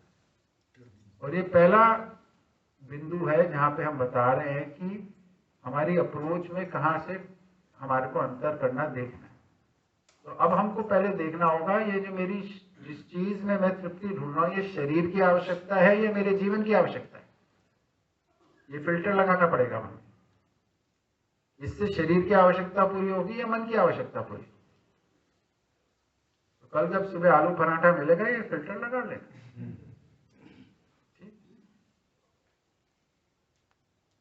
क्योंकि इससे जीवन की तृप्ति, मन नहीं भरेगा कभी। आशीष भैया बोले उनको ध्यान आकर्षण कराया गया कि भैया आप शरीर को कितना भी भरते रहो, मन नहीं भरेगा इससे। एक उसमें संशय है मेरा जी, जो अनुभव होता है, हाँ, जो आनंद प्राप्त होता है, वो तो जीवन में होता है। हाँ, जैसे जब मैंने पराठे ज्यादा खाए, हाँ, तो आनंद की प्राप्ति हुई जी, वो तो जीवन में हुआ। बिल्कुल अच्छा, तो जीवन को ही लग रहा है, जीवन को अच्छा लग रहा है, बिल्कुल तृप्ति तो जीवन की हो रही है, बिल्कुल हो रही है। आपको ऐसा लगता है हमें, क्या होता है, शरीर की एक स्थिति है, शरीर की उस थोड़ी देर के लिए अच्छा लग रहा है, फिर थोड़ी देर बाद वो अच्छा लगना बंद हो जाता है, ठीक है। तो इधर वही वाला सिद्धांत काम करता है कि अच्छा लगना अगर बंद हो गया तो क्या ये सत्य था कि ये मिथ्या थी। अगर वो सत्य होगा तो उसकी निरंतरता होगी। सत्य था तो उस समय के लिए सत्य था। तो सत्य कभी समय बाधा सीमा में बंधता नहीं है। सत्य को आप समय की सीमा में बांध नहीं सकते। फिर वो क्या सत्य हुआ? सत्य का मत परिभाषा क्या है? अभी दिन है, 12 घंटे बाद दिन नहीं रहेगा। तो इसमें सत्य में क्या उल्लंघन हो गया? क्रिया है, धरती की क्रिया है, कुछ समय तक दिन रहता है, कुछ समय तक रात रहता है, और ये चक्र से बदलती रहती है, ये सत्य है। उस समय खाने में अच्छा लगा, अभी नींद आ रही है। हम सुख की बात कर रहे हैं, हम सुख की बात कर रहे हैं, सुख बोल रहे हैं ना आप, जीवन तृप्ति के संदर्भ में बात कर रहे हैं। आनंद हुआ, अभी कष्ट हो रहा है। तो ये कष्ट है, ये जीवन तृप्ति नहीं है। देखिए कष्ट कहाँ हो रहा है? शरीर को हो रहा है। शरीर के कष्ट से मेरे को व्याधा हो रही है, जीवन में तकलीफ हो रही है, पीड़ा हो रही है, यार मैं नहीं कर पा रहा, ये तो परेशान हो रहे हैं, ठीक है। तो जो जीवन के अंदर घटित हो रहा है, जो देखने वाली ताकत जीवन में है, उसके अंदर ये आकलन भी होता है मैंने पहले जो देखा था या जो पहले आकलन किया था ये सही था या गलत। हमने मूल्यांकन के रूप में कहा था ना कि दर्शन है, फिर अवधारणा है, फिर उसके बाद योजना है, फिर उसके बाद कर्म है, फिर उसके बाद क्रिया है, परिणाम है, परिणाम का मूल्यांकन है। ये जो मूल्यांकन क्रिया में आता है, मैंने जो सोच के किया ये तो पूरा नहीं पड़ा, ये मूल्यांकन ईमानदारी से करने की जरूरत है। भाई एक बार होता है तो कोई बात नहीं थी, पर ये तो हम कई बार करके देख चुके हैं ना। इससे हमारा आगे चल के कष्ट बढ़ता जाता है, इस क्रिया को दोहराते रहते हैं। तो अब हम उसको अनदेखा कर रहे हैं क्योंकि कहीं ना कहीं हम इसमें सम्मोहित हो गए। इसके लिए हिंदी में भाषा दूसरी बोलते हैं आसक्त हो गए, हमारा ये विवशता हो गई, हम छोड़ नहीं पा रहे। हाँ, तो अब हमने इसके लिए भाषा बना ली है, तर्क बना लिया, इसको कहते हैं जस्टिफिकेशन। अब इसको हम तर्क से जस्टिफाई करते हैं, अपने को जस्टिफाई कर रहे हैं, दूसरों की बात नहीं है ये। अपने को समझा रहे हैं, नहीं नहीं ये ठीक है, इसलिए ठीक है, ऐसे ठीक है, वैसे ठीक है। अच्छा, हम ही को बॉदर कर रहे हो, इसी उलझन को हम बाहर व्यक्त कर रहे होते दूसरों के साथ, मजाक में, कभी इसमें कभी उसमें। ये हमारे अंदर की व्यथा है, इसको गंभीरता से देखने की जरूरत है, इसमें निर्णय लेने की जरूरत है। इसमें निर्णय नहीं हो पा रहा हमारा, ये मूल मुद्दा ये है। तो सोचते कुछ है, जब उस परिस्थिति में पहुंचते हैं कुछ घटित हो जाता है। उसमें इस बात का बोध भी होता है हमें कुछ समय के बाद कि यार मैं अपने पे नियंत्रण नहीं है मेरा, मेरे लिए तो बड़ा तकलीफदायक है।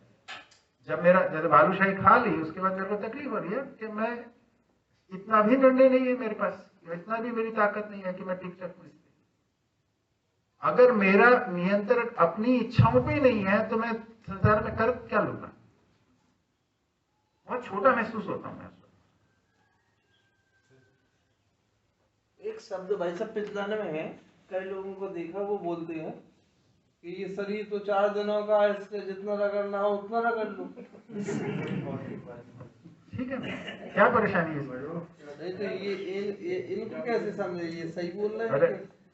क्या कितने लोगों की जिम्मेदारी लेनी है इधर? नहीं, जिम्मेदारी किसी की नहीं लेनी। आप ऐसा बोलते हो? नहीं, हम नहीं बोलते। तो छोड़ो, आगे बढ़ो। अपने लिए आए यार इधर। अब इधर बैठ के सारे संसार में कौन क्या क्या बोल रहा है उसको कैसे हम उत्तर करें भाई? आप और हमारी बात हो रही है ना, मैं अपनी बात कह रहा हूँ ना, मैं अपनी व्यथा बता रहा हूँ। मोदी जी की चिंता भाई साहब एक मिनट, एक समझाने की जिम्मेदारी मेरी। जैसे मैं अपनी व्यथा बता रहा हूँ कि वो बालूशाही आई, मैंने खा ली, फिर मेरे अंदर क्या चल रहा मूल्यांकन के, मैं अपनी बात कर रहा हूँ, तो आप अपनी बात करो, इसमें कुछ हाथ लगेगा। इच्छाओं पर नियंत्रण कर पाना बहुत कठिन है, किया जा सकता है, करते ही हम बहुत सारी इच्छाओं को नियंत्रित करके ही रखते हैं। आज भी तो हम बहुत सारी इच्छाओं को नियंत्रित किए ही हुए हैं। जी कैसे रहे हो? नहीं नियंत्रण करना है या समझ के उनके साथ कार्य करना? हाँ, नियंत्रण समझ से ही होगा। मानव में नियंत्रण का रूप जो है, स्वरूप है, वो स्व नियंत्रण से ही है, आरोपित नियंत्रण से कुछ नहीं होता।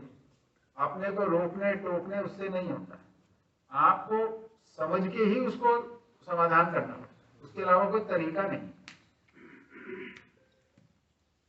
बाहर से कोई रोक नहीं सकता। हाँ, शरीर की तृप्ति और जीवन की तृप्ति में क्या अंतर है? हाँ, इस पर अगले आगे आते हैं, कुछ थोड़ी देर में उसी पे आना है। ये मूल मुद्दा है हमारा, इसको समझने की जरूरत। बढ़िया प्रश्न। मानव में तृप्ति मानवीयतापूर्ण आचरण पूर्वक ही है, इसके लिए निर्णय पूर्वक समझदार होने की आवश्यकता है ना। ये एक स्टेटमेंट हम दे रहे हैं कि तृप्ति अगर मानव में होनी है तो मानवीयतापूर्ण आचरण से ही होगी, उससे कम में नहीं होगी। इसमें सहज प्रश्न बनेगा, मानवीयतापूर्ण आचरण क्या है, वो आगे बताएंगे आपको। और इसमें दूसरी बात बोलिए, इसके लिए निर्णय पूर्वक समझदार होने की आवश्यकता है। तो समझदार होने का मतलब क्या है? थोड़ी बात हुई है, थोड़ी और आगे करेंगे। इसमें इसमें जो मिट्टी बातें हुई हैं इसको आगे बढ़ाते हैं।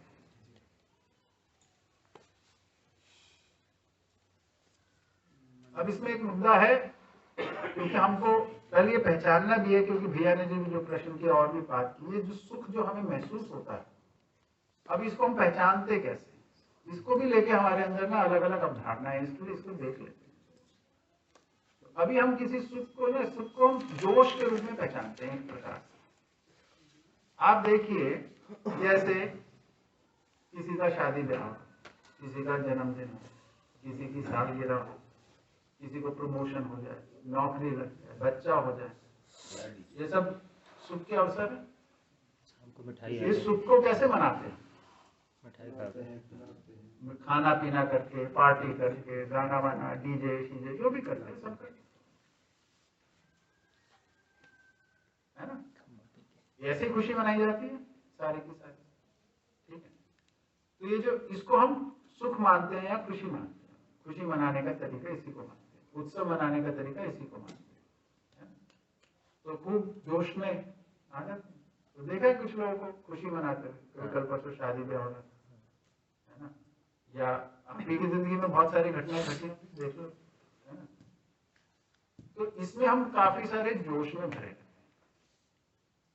ठीक है। और जब तक जोश नहीं आता है तब तक लगता ही नहीं है कि खुशी मनेगी। ऐसा महसूस होता है कि नहीं होता? कुछ तो करो, कुछ तो एक्साइटिंग करो ना। सुखी होने के लिए कुछ तो जोश भरा करने का मन करता है, ऐसे ही मानते हैं ना अभी तक, ठीक। अब मजेदार बात क्या है, हम किसी प्रकार के जोश को, या किसी जोश के लिए एक और शब्द हम यहाँ पे इस्तेमाल करेंगे, आवेश। जोश एक प्रकार का आवेश है, तो किसी प्रकार के आवेश को हम सुख मानते हैं और एक प्रकार के आवेश को हम दुख मानते हैं। जैसे हम उत्सव मना रहे हैं किसी के जन्मदिन का या शादी का, तो सड़कों पे डांस कर रहे हैं, सब कर रहे हैं, इसको हम सुख मानते हैं, एक प्रकार का आवेश है। फिर हमारे को दुखी हो गए, गुस्सा हो गए, ये दूसरे प्रकार का, मन विचलित हो रखा है इसमें। तो दोनों में क्या होता है, मन की स्थिति बिगड़ी होती है, स्थिर नहीं होती। बिगड़ी होने का मतलब स्थिर नहीं होती। तो इसलिए जो गुस्सा है या दुख है, इसके अंदर हम डिप्रेशन में चले जाते हैं, नेगेटिव आवेश है ना, एक तरीके का ऋणात्मक आवेश है। और जो जोश वाली चीजें हैं, जो हम खुशहाली मना रहे हैं, वो धनात्मक आवेश है, वो पॉजिटिव आवेश है।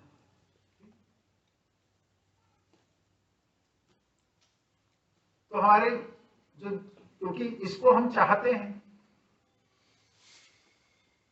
ये जो हमारा जो पॉजिटिव आवेश है या जो हमारा धनात्मक आवेश है, इसको हम चाहते हैं पाना, क्योंकि हम इसको सुख मानते हैं। इस स्थिति को हम सुख मानते हैं, ये जो ऊपर की स्थिति है, ये जो हमें अच्छा लगता है, इसको हम सुख मानते हैं, ठीक है। और इसको हम दुख मानते हैं, इनको, जो मन की स्थिति नीचे की तरफ चले जाती है, ठीक है। तो इसको चाहते हैं और इससे दूर रहना चाहते हैं, ठीक है। हमारे रोजमर्रा की जिंदगी में एक दिन से दूसरे दिन तक हमारी स्थिति ऐसे चलती है, तो हम कोशिश करके चलो कुछ एक्साइटिंग करते हैं, तो कुछ मजा लेते हैं, पर मजा ज्यादा देर टिकता नहीं है। वो मजे की स्थिति से हम बाहर आते हैं, और बाहर आते हैं धीरे धीरे धीरे स्थिर जाते हैं। फिर हम प्रयास करते हैं, फिर से मजा लेते हैं, फिर नीचे आते हैं, फिर कोशिश करते हैं, ऊपर जाते हैं। ये क्रम हमारे साथ चलता रहता है, ऐसी हमारी जिंदगी चलती रहती है। बचपन में ये घटनाएं ऊपर जाने की ज्यादा होती है, नीचे वाली कम होती हैं। आगे चल के ये वाली घटनाएं नीचे रहने वाली ज्यादा होने लगती है। उसका क्या कारण है? क्योंकि जो मजा हम ले रहे हैं, ये शरीर के माध्यम से ले रहे हैं, ठीक है। अब शरीर की सीमा है, जैसे मेरे को बालूशाही पसंद है, बालूशाही खाता हूं, खाई कर बहुत मजा आया, यहाँ पहुंच गए। अब मानो आज भी बालूशाही मिले,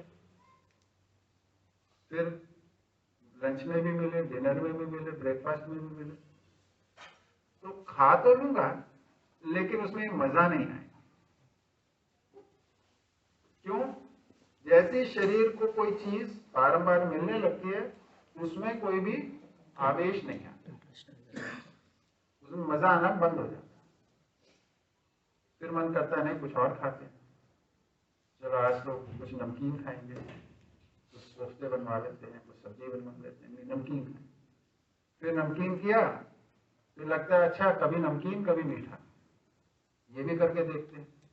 फिर लगता है यार ये खाने में कब तक करते रहेंगे, चलो कोई घूमकर। ये सब जो है ये इसी तरीके से हम करते रहते हैं प्रयास इसको महसूस करने, क्योंकि हम इसको महसूस करना चाहते हैं और हमारी चाहना है कि हम इसमें निरंतर बन जाएं। सच्चाई ये है इसमें यहां पहुंचते ही थोड़ी देर में नीचे आता है, ये मजा खत्म हो जाता है ना। चाहे खाने पीने का मजा हो या कपड़े का हो, नया फोन खरीद के लिए नया बढ़िया मजा आ रहा है, बहुत अच्छा फोन है, लेटेस्ट मॉडल है, हफ्ते 10 दिन के बाद उसका मजा आना बंद हो गया है ना। तो जैसे ही उसका मुझे पता लगता है यार 1 लाख खर्च लिए इसके अंदर, अब मजा नहीं आ रहा, हफ्ते भर के मजे के लिए 1 लाख खर्च, काम तो उतना ही करता है जितना पुराना वाला करता है, ठीक है। तो इधर पहुंच जाते, इसमें रहना नहीं चाहते तो फिर कुछ और करते। तो ये जिंदगी को जीने का हमने तरीका बनाया। हाँ जी, वो समझ में नहीं आप क्यों कर रहे हैं कि कम उम्र में ऊपर वाला आवेश, हाँ आ गया आ रहा, हाँ क्योंकि अभी कम उम्र में हमें तजुर्बा कम होता है तो नई चीजें चखने के लिए हमारे पास बहुत अवसर होते हैं। छोटी छोटी नया खाना मिल जाता है तो खुश हो जाते हैं, नया कपड़ा मिल जाता है तो खुश हो जाते हैं, नई कोई चीज देख ली तो नयापन बहुत होता है। एक आयु आते आते तो सब देख लिया होता है, अब क्या नया। तो क्या सुख नएपन में? यहाँ पे यही चक्कर, यहाँ पे ये मान्यता है कि हमें नई चीज में सुख मिलेगा तो नया नया ढूंढते रहते हैं, पुराने से उब जाते हैं। अब तो पुराने लोगों से भी उबने लग गए हम। ये मान्यता है कि मनुष्य का मतलब मानव का स्वभाव है, शरीर स्वभाव नहीं है, मान्यता है। ये तो होता है ना, मान्यता के आधार पे हो रहा है ये घटित होना, ये होना। मान्यता किसको कह रहे हैं? नएपन में सुख है, ये मान्यता, इसलिए ये घटित होता है। पर ये ऐसा आवेश में अप डाउन होता है, ये होता है, ये सच्चाई है, ये तो आप रोज अपनी जिंदगी में देख ही लो, ठीक है। अब हाँ जी, बच्चे नयापन खोजते हैं, बुजुर्ग लोग भी तो नयापन सब खोजते रहते हैं नयापन, पर उनके पास नया मिलते ऑप्शन कम हो गए ना। 60-70 साल के बुढ़े को नया मोबाइल सिखा दीजिए, क्या ही बच्चों के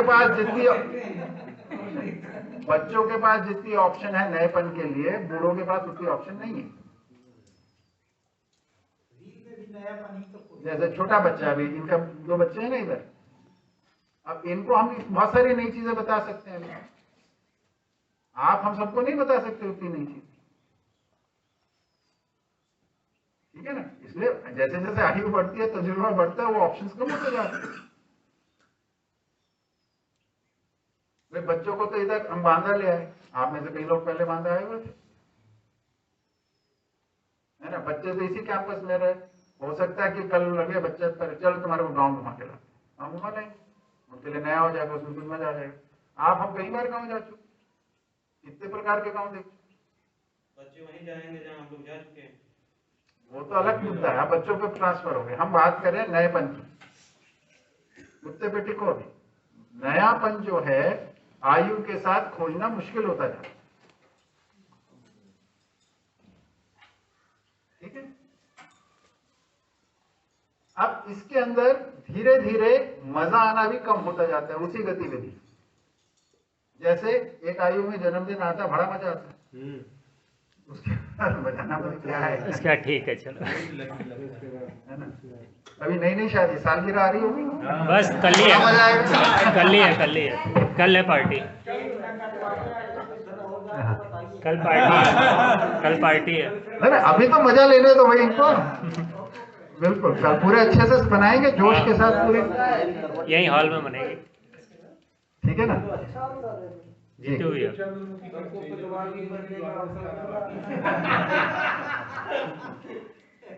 ठीक है, इधर हमारी भी शादी हुए 94 में शादी हुई थी, 30 साल हो चुके हैं, कोई बहुत मजा नहीं। हाँ हो रहा बिल्कुल, है ना। भाई से पूछ लीजिए। बर्थडे का पता नहीं। नहीं, पहली सालगिरह पे तो खूब मजा आया था भाई, बड़े शौक से। मैं ट्रेन में था जबकि ट्रेन में। अरे इसको छोड़िए, हाँ जब पहली बार हम साइकिल चलाना सीखे, जी, रात में सपने में भी साइकिल चलाते थे। राय, सही बात है, सही बात में तो बातें छोड़ दी। है। नएपन से मजा आता है, ये बात बिल्कुल सही है, इसलिए नयापन आदमी खोजता रहता है। पर नएपन को भोगता शरीर से, शरीर के भोगने की आदत पड़ने से उसी चीज में मजा आना कम हो जाता बोर होने लगता है। इसलिए ये जो मजा है पहले ज्यादा आता था, फिर कम होता है, फिर बहुत कम हो जाता है उसी चीज में, फिर थोड़ी देर बाद वो इसमें पहुंच जाता है। तो फिर मजा किस में खोजना चाहिए? फिर नया कुछ तो अभी सुनो तो सही भाई, चलते हैं मजा कहाँ खोजना है वो भी उत्तर देते हैं पहले। अब जैसे नशा करते हैं, सुनो नशा करते हैं, पहली बार दारू चखो ना थोड़ी सी, क्या नशा चढ़ता है, क्या मजा आता है, ठीक है। फिर थोड़े दिन थोड़ी करके फिर लगता है नहीं यार थोड़ा सा और मजा लेते, थोड़ी बढ़ा लेते हैं। फिर एक समय आता है पूरी बोतल पी लेते हैं, मतलब पहले जैसा मजा नहीं आ रहा। फिर धुत होकर सड़क पे गिरने लगता है, पहले जैसा मजा नहीं आ रहा। जो पहली दफा में वो थोड़े से में मजा आया था, वो मजा ढूंढता रहता है, कभी नहीं आता। इस कारण से बड़े बड़े लोग नशे की ओवरडोज से मर जाते हैं। ओवरडोज से मर जाते हैं, ड्रग्स लेते हैं ना जो, ये तो नशे की दारू की बात कर रहे थे, ड्रग्स भी लेते हैं लोग, ओवरडोज से मरने वाले इतने सारे लोग। क्योंकि मजा उसने शरीर से लिया है। इसलिए मरते हैं क्योंकि मजा तो चाहिए उसी प्रकार का, वो सोचते हैं मजा इस वस्तु में है, वो वस्तु को भोगते हैं, वस्तु में मजा आना भोगने से कम होता जाता है, तो वस्तु की मात्रा बढ़ाते जाते हैं। एक मात्रा है जो वस्तु शरीर के लिए जहरीली हो जाती है, मार देती है। जैसे डीएपी यूरिया का ले लीजिए, हाँ, उत्पादन बढ़ा, डीएपी यूरिया डालते रहो, नहीं बढ़ता। एक सीमा आती है उसके बाद नहीं बढ़ता, फिर घटना शुरू होता है, ठीक है। तो आज के संसार में बहुत सारे लोग इसलिए एक्साइटमेंट को ढूंढते हैं, लाइफ में कुछ नहीं हो रहा, लेट्स डू समथिंग एक्साइटिंग, कुछ एक्साइटिंग करते हैं। आजकल तो कोई टीवी पे ऐड भी आता है ना, नया कर, तूफानी कर, बढ़िया, ठीक है ना। तो क्या तूफानी करोगे, तो यही होगा, खाना पीना कर लो, फिर दिखाते हैं पहाड़ से कूदते हैं, बाहर घूमा है ना, फिर बंजी जंपिंग करते हैं, पैराग्लाइडिंग करते हैं। हम लोग, मैं पालमपुर में ना हिमाचल में शिविर लेता हूँ, वहाँ पे पास में बीर पड़ता है, यहाँ पे पैराग्लाइडिंग का केंद्र है ना, बीर बिलिंग, हाँ। तो वहीं पे शिविर हो रहा था, तो बात हो रही थी, तो बोलते इसमें तो बहुत एक्साइटमेंट है, इस एक्साइटमेंट तो सबको ही होगा। तो मैंने बोला चलो एक काम करते हैं, आप लोग ग्लाइडिंग के लिए जा रहे हैं ना, वो जो ग्लाइडिंग कराता है जिसके पीठ पे चढ़ के आप कूदते हैं, उससे पूछना जरा उसको कितना मजा आता है। तो वो तो छुट्टी जाता है, उससे बोलता है सर काम हो गया, नौकरी हो गई, छुट्टी मिल जाए तो ज्यादा अच्छा। क्योंकि एक बार, दो बार, 10 बार, 100 बार, उसके बाद उसमें कहाँ मजा आता है, खत्म, मजा उसमें है ही नहीं, ये पता चलने लगता है उसको। तो नएपन का मजा है केवल, और नया आप कितना खोज सकते हैं, धीरे धीरे कम। इसलिए आपको जो जिंदगी में मजे की जो स्थिति है ना, मन की स्थिति, और नीचे आती जाती है एवरेज। यूरोप में चले बहुत सारे शादियां करने का भी कुछ लोग। हाँ, वही पार्टनर बदल लो, शायद अच्छा चल जाए, थोड़े दिन नएपन में अच्छा लगता है। वही तो बोल रहा, व्यक्ति भी बदलते रहते हैं। एक समय तो ये आ जाता है किसी को यही नहीं पता कि मेरा माँ बाप कौन सा था, भाई बहन कौन से थे, इतनी शादियां हो जाती हैं आपस में, ठीक है। मूल मुद्दा अपने यहाँ भी ये स्थिति हो रही है, धीरे धीरे आ जाएगी अगर हम समझे नहीं तो ये जो आवेश से हमें आ रहा है, इस आवेश को हम सुख मानते हैं, इसको पाने के लिए हम कर रहे होते हैं। अब प्रश्न बनता है फिर सुख है कहाँ, यही तो पूछ रहे हैं ना बार बार, है ना। तो देखिए हमने जो बात शुरू की थी पहले दिन, है ना, उसमें एक बात रखी थी, इधर कोने पे लिखी थी कि मानव की जो सबसे मूल क्रिया है वो देखने की क्रिया, पहली सांस से आखिरी सांस तक देखता है, दर्शन क्षमता, याद है? बिल्कुल राइट, ठीक। तो हमारा जो सुख होगा उसमें जो जिस बात से हम परिभाषित हैं देखने की ताकत से, ये ताकत उसमें यथावत बनी रहेगी या घट जाएगी? बनी रहेगी। सामान्य तर्क से सिद्ध होता है कि अगर हम सुखी होंगे, अगर स्वाभाविक रूप में अगर सुख को पा लेंगे, तो हमारी जो मूल ताकत है वो यथावत बनी रहनी चाहिए, वो तो कम नहीं होनी चाहिए। और बढ़नी भी चाहिए हमें। बढ़ जाए तो बहुत अच्छी बात है, मैं तो बोलूं बढ़े ना, उतनी बनी रहे। इस जोश में या इस निराशा में हमारे देखने समझने की ताकत यथावत रहती है या कम हो जाती है?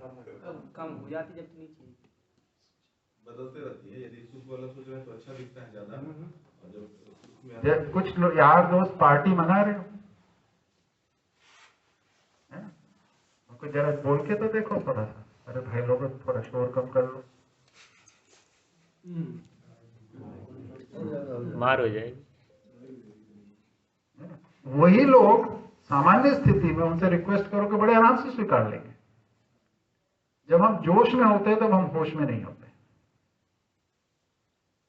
तो यानी देखने समझने की ताकत कम हो गई ना इधर, इसमें तो कम रहती है। गुस्से में तो कुछ देखना समझना होता ही नहीं, निराशा में, डिप्रेशन में, दुख में, इसमें तो होता ही नहीं। और जिंदगी इसी में झूल रही है पेंडुलम की तरह, कभी ऊपर कभी नीचे, कभी ऊपर कभी नीचे, ऐसे चल रहा है। इसलिए देखने समझने में कोई स्थिरता ही नहीं आती। तो क्या सुख हमें मिलेगा? नहीं। कब मिलेगा? असल में हमने सुख के साथ ना कुछ और जोड़ लिया, हमने जोश को जो जोड़ लिया, ये हमसे गलती हो। सुख या खुशहाली पता कहां है? महसूस करना चाहते हो? 1 मिनट में हो जाएगी। जिस स्थिति में अभी आप बैठे हो ना मन की, ये आपकी सुख की स्थिति है। इसमें आपकी देखने समझने की शक्ति एकदम तीव्रता से बनी हुई, पर इसमें कोई जोश नहीं, इसमें पूरा होश है। इसको हम मूल्य नहीं, इसकी हमको मूल्य समझ में आता नहीं है, इसको हम वजन नहीं देते, इसको हम नकार के बैठे। ये जो पूरे होश के साथ सुनने, समझने, एक दूसरे को देखने, व्यवहार करके जीने वाली जो बात है, इसको हम नकार के बैठे, इसको हम जीरो मानते हैं। हमको लगता है एक्साइटिंग करने में ही मजा है। ये हमारे को भौतिकवाद से शिक्षा मिली। सुख को कहीं ना कहीं हमने संसाधनों से जोड़ लिया है, संसाधनों से और जोश से। नहीं, जोश कब होगा? जोश तभी ना होता जब कुछ हमने नया किया, कुछ नया एक्साइटमेंट मिला। तो वही हो सकता है कभी हमने गाड़ी खरीद ली, कहीं नई जॉब लग गई, या कहीं कुछ लॉस हुआ, तो फिर जोश के लिए सब कर रहे हैं ना। करेक्ट, हमको लगता है एक्साइटिंग करना है, वो पैराग्लाइडिंग करनी है, बंजी जंपिंग करनी है, कोई गोवा घूम के आना है, कभी ये करना है। तो वो कहां से आ रहा है उसका देखो। वो था ना कि हमारी वो जिंदगी ना मिलेगी दोबारा, एक बार जिंदगी है, थोड़ा सा टाइम है, सब कुछ उसमें करना है, योलो है ना, यानी you only live once, YOLO. तो योलो अगर होता है तो मोफो भी होता है, FOMO, fear of missing out. मतलब ये डर बन जाता है कि मेरी जिंदगी छोटी सी है, मैं बहुत सारे काम करना चाहता हूं जो कि नहीं हो पाएंगे, क्योंकि जिंदगी का टाइम बहुत छोटा सा है। तो इसलिए हम बनाते हैं बकेट लिस्ट, क्या क्या करना है जिंदगी में, सपने क्या हैं। एक बार जाके अमेरिका घूम के आना है, एक बार ये करना है, एक बार वो करना है, ये सब करके। तो आज कल के आधुनिक लोग जो हैं वो योलो से शुरू होके फोमो, फिर उसके बाद बकेट लिस्ट। इतना ही जिंदगी का मतलब बचा है। जैसे बाजार जाने से पहले सब्जी का पर्चा बनाए थे। हाँ, तो जिंदगी का पर्चा बना रखा है सबने। पिक्चर आई थी बकेट लिस्ट, वहां से नाम शुरू हुआ। क्या क्या करना है। वो पिक्चर में क्या था, एक आदमी मरने वाला होता है, डॉक्टर बताते हैं तुम मर जाओगे, तो वो एक लिस्ट बनाता है, मेरे को मरने से पहले क्या क्या करना है। उससे प्रेरणा लेके आजकल के युवा ऐसी लिस्ट बना के रखते हैं कि मेरे को क्या क्या करना है। इसको बोलते हैं bucket list. 101 not out. 101 not out क्या मतलब? पिक्चर आई थी। अच्छा, उसमें था ये? उसमें ये था। अच्छा ठीक है, मैंने देखी नहीं, मैं तो पता है मेरे को सीन देखा हुआ है फिल्म किसी का नाम भी मिल गया। बढ़िया। तो ये जो योलो से फोमो से बकेट लिस्ट, यही जिंदगी रह गई है युवाओं की आज। बच्चे भी बना रहे हैं। हाँ, उसको बनाने के लिए कहा जाता है। शादी ब्याह करते वक्त बकेट लिस्ट में मैच कर रहे हैं आधुनिक शहरों में कि भैया मैच नहीं करेगी तो शादी कैसे चलेगी।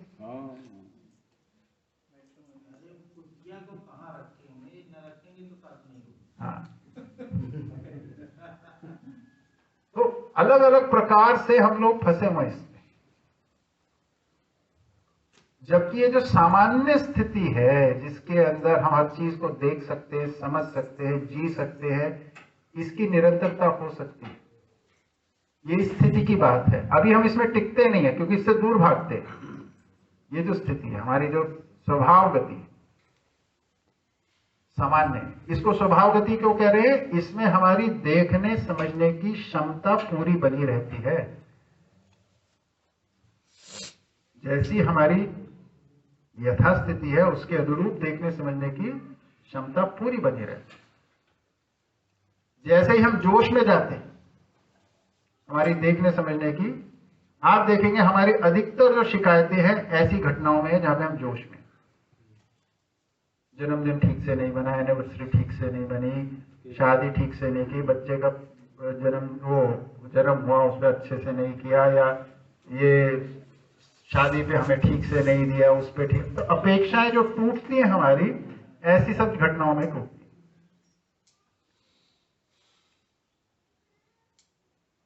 आज महसूस हो रहा कि हमारी शादी भी जोश में हो गई।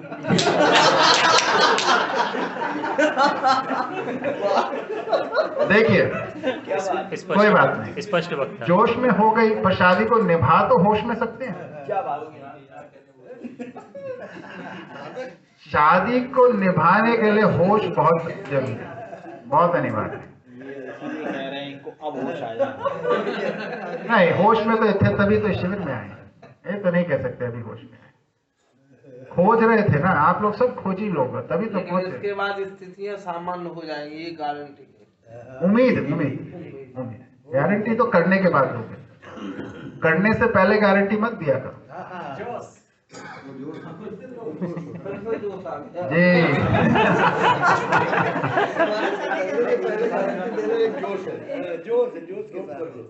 ये जो सुख जो है अभी जिस संसार में हम जी रहे हैं, इसको एक जोश की स्थिति के रूप में हम माने हुए हैं, और ये हमारी प्रॉब्लम्स का मेन कारण है। हमारी समस्या का जिंदगी में सबसे बड़ा कारण ये है कि हम मानते सुख ये ऐसा होता है।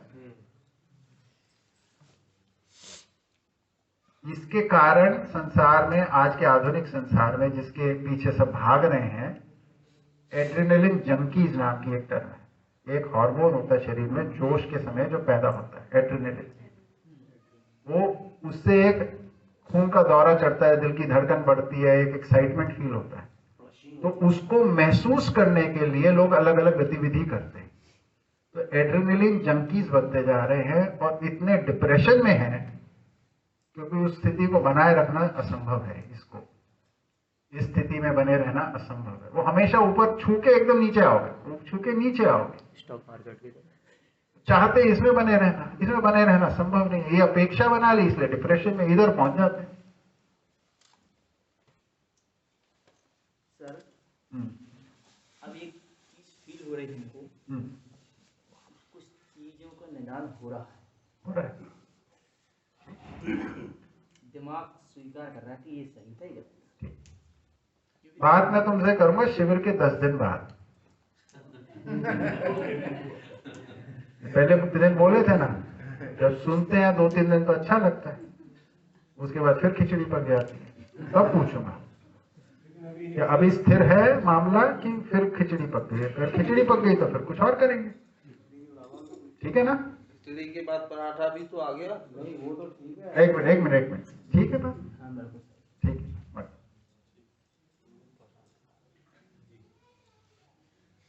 कुछ मिला है कुछ सीखने के लिए, बढ़िया, कुछ नहीं सर।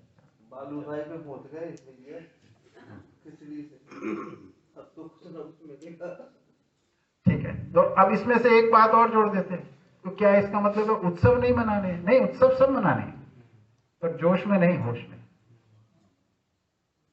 उत्सव कोई नहीं छोड़ता है, सालगिरह मनाएंगे, जोश में नहीं, होश में। मतलब उसमें केक ना काटे तो चल जाएगा। हाँ, एक वो उदाहरण हो जाए। खाना, अलग प्रकार का खाना खाना भी एक उत्सव है ना, लेकिन सारा सुख उस केक में ऐसा नहीं है, वो तो हमारे साथ में है, संबंध में है।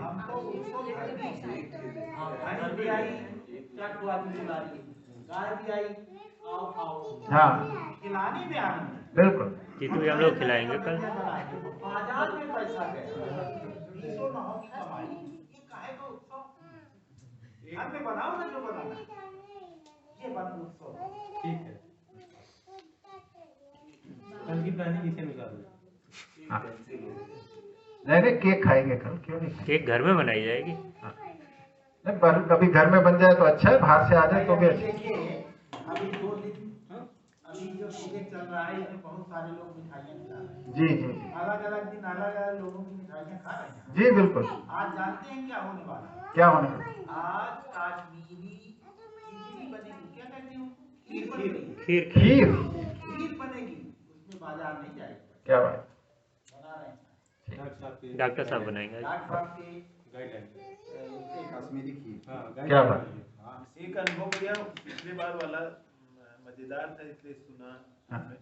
पिछली बार इसी शिविर में एक रुद्र भाई आए थे। भाभी का जो है जन्मदिन था, और रुद्र भाई ऐसा बह गए कि उन्हें जन्मदिन भाभी नहीं याद रहेगा। और हम लोग वहाँ बैठे ताप रहे थे, वहीं बैठा थे ना। मैं भी था। भैया की शिविर की बात, और पता चला हम लोगों को रोने लगे। हम लोगों ने कहा क्या बात है, थोड़ा सा भावुक हो गई थी। पता चला उनका जन्मदिन है। भैया ने कहा तुरंत यही मनाते हैं, और वो उन्होंने कहा कि इनको याद ही नहीं, यानी हमारे पति को तो याद नहीं है। तो ये हुआ कि तुरंत जन्मदिन मनाया जाए। और आपने जो विधा दी मुझे इतनी अच्छी लगी। भैया ने कहा सब लोग भाभी के एक एक गुण बताएं जो हमने देखा हो, और सबने बताया। उसके बाद रुद्र भाई ने जो बताया, उसके बाद वो इतनी भावुक हो गई, रोना तो छोड़ दे, बहुत खुश हो गई, और हम लोग को भी पता चला उनके जीवन का। तो ना केक आया था, ना कोई फल आया था, ना कोई मिठाई आई, पर कल केक आएगा।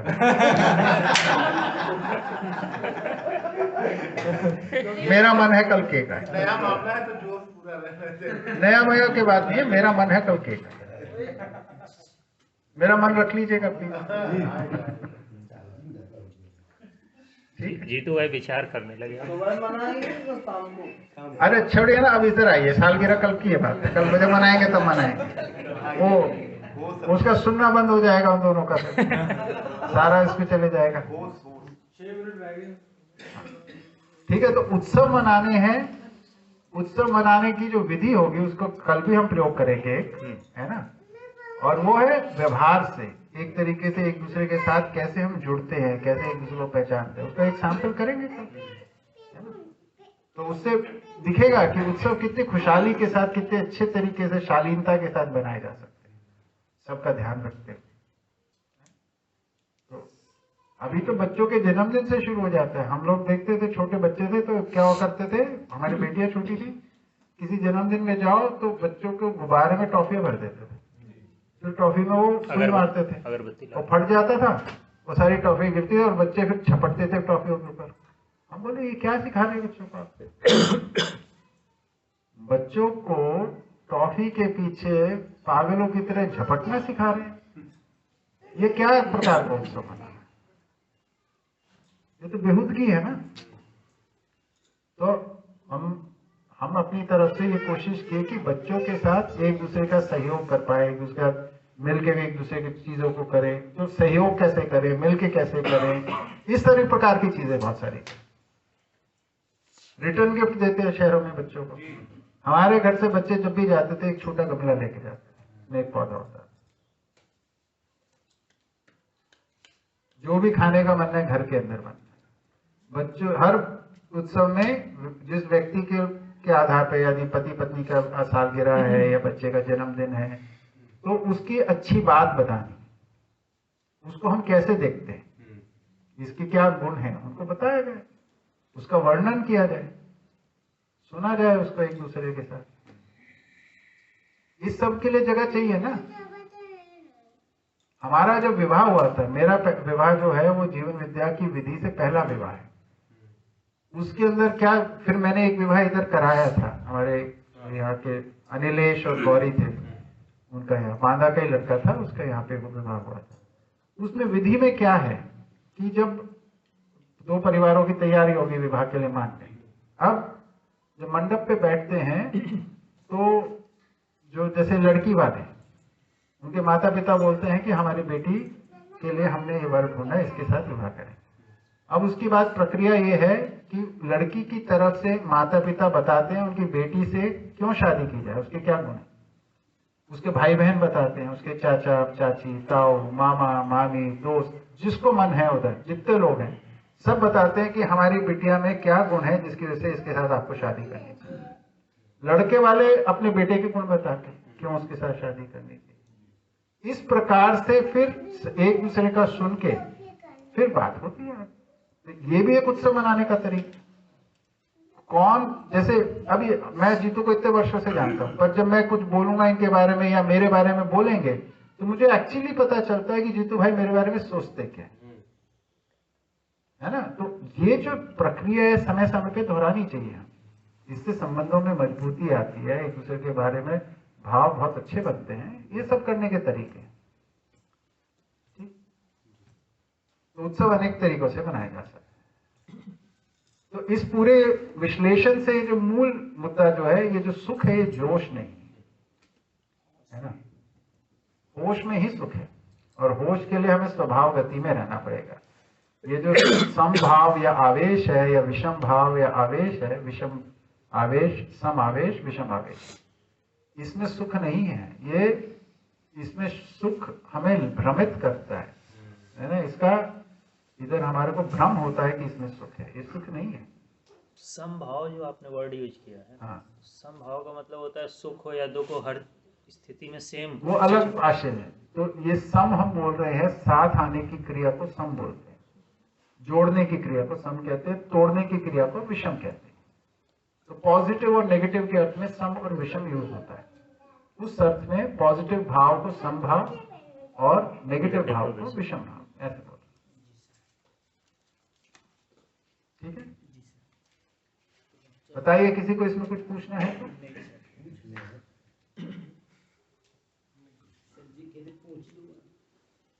जी क्या पूछने हैं बताओ। नागराज जी बार बार इस बात को बोला करते हैं, जीवन विद्या प्रश्न मुक्ति अभियान, आदमी को प्रश्नों से मुक्त करने का अभियान। जी पर सर सत्य बिल्कुल बात जी सर, जो मैं मन घुमरा कर देते हैं अब बिल्कुल सर स्थायी रूप से के नीचे जो मछली जम जाती है ना सर, उसमें जमती जा रहे परत नहीं परत क्लियर होते जा रहे हैं।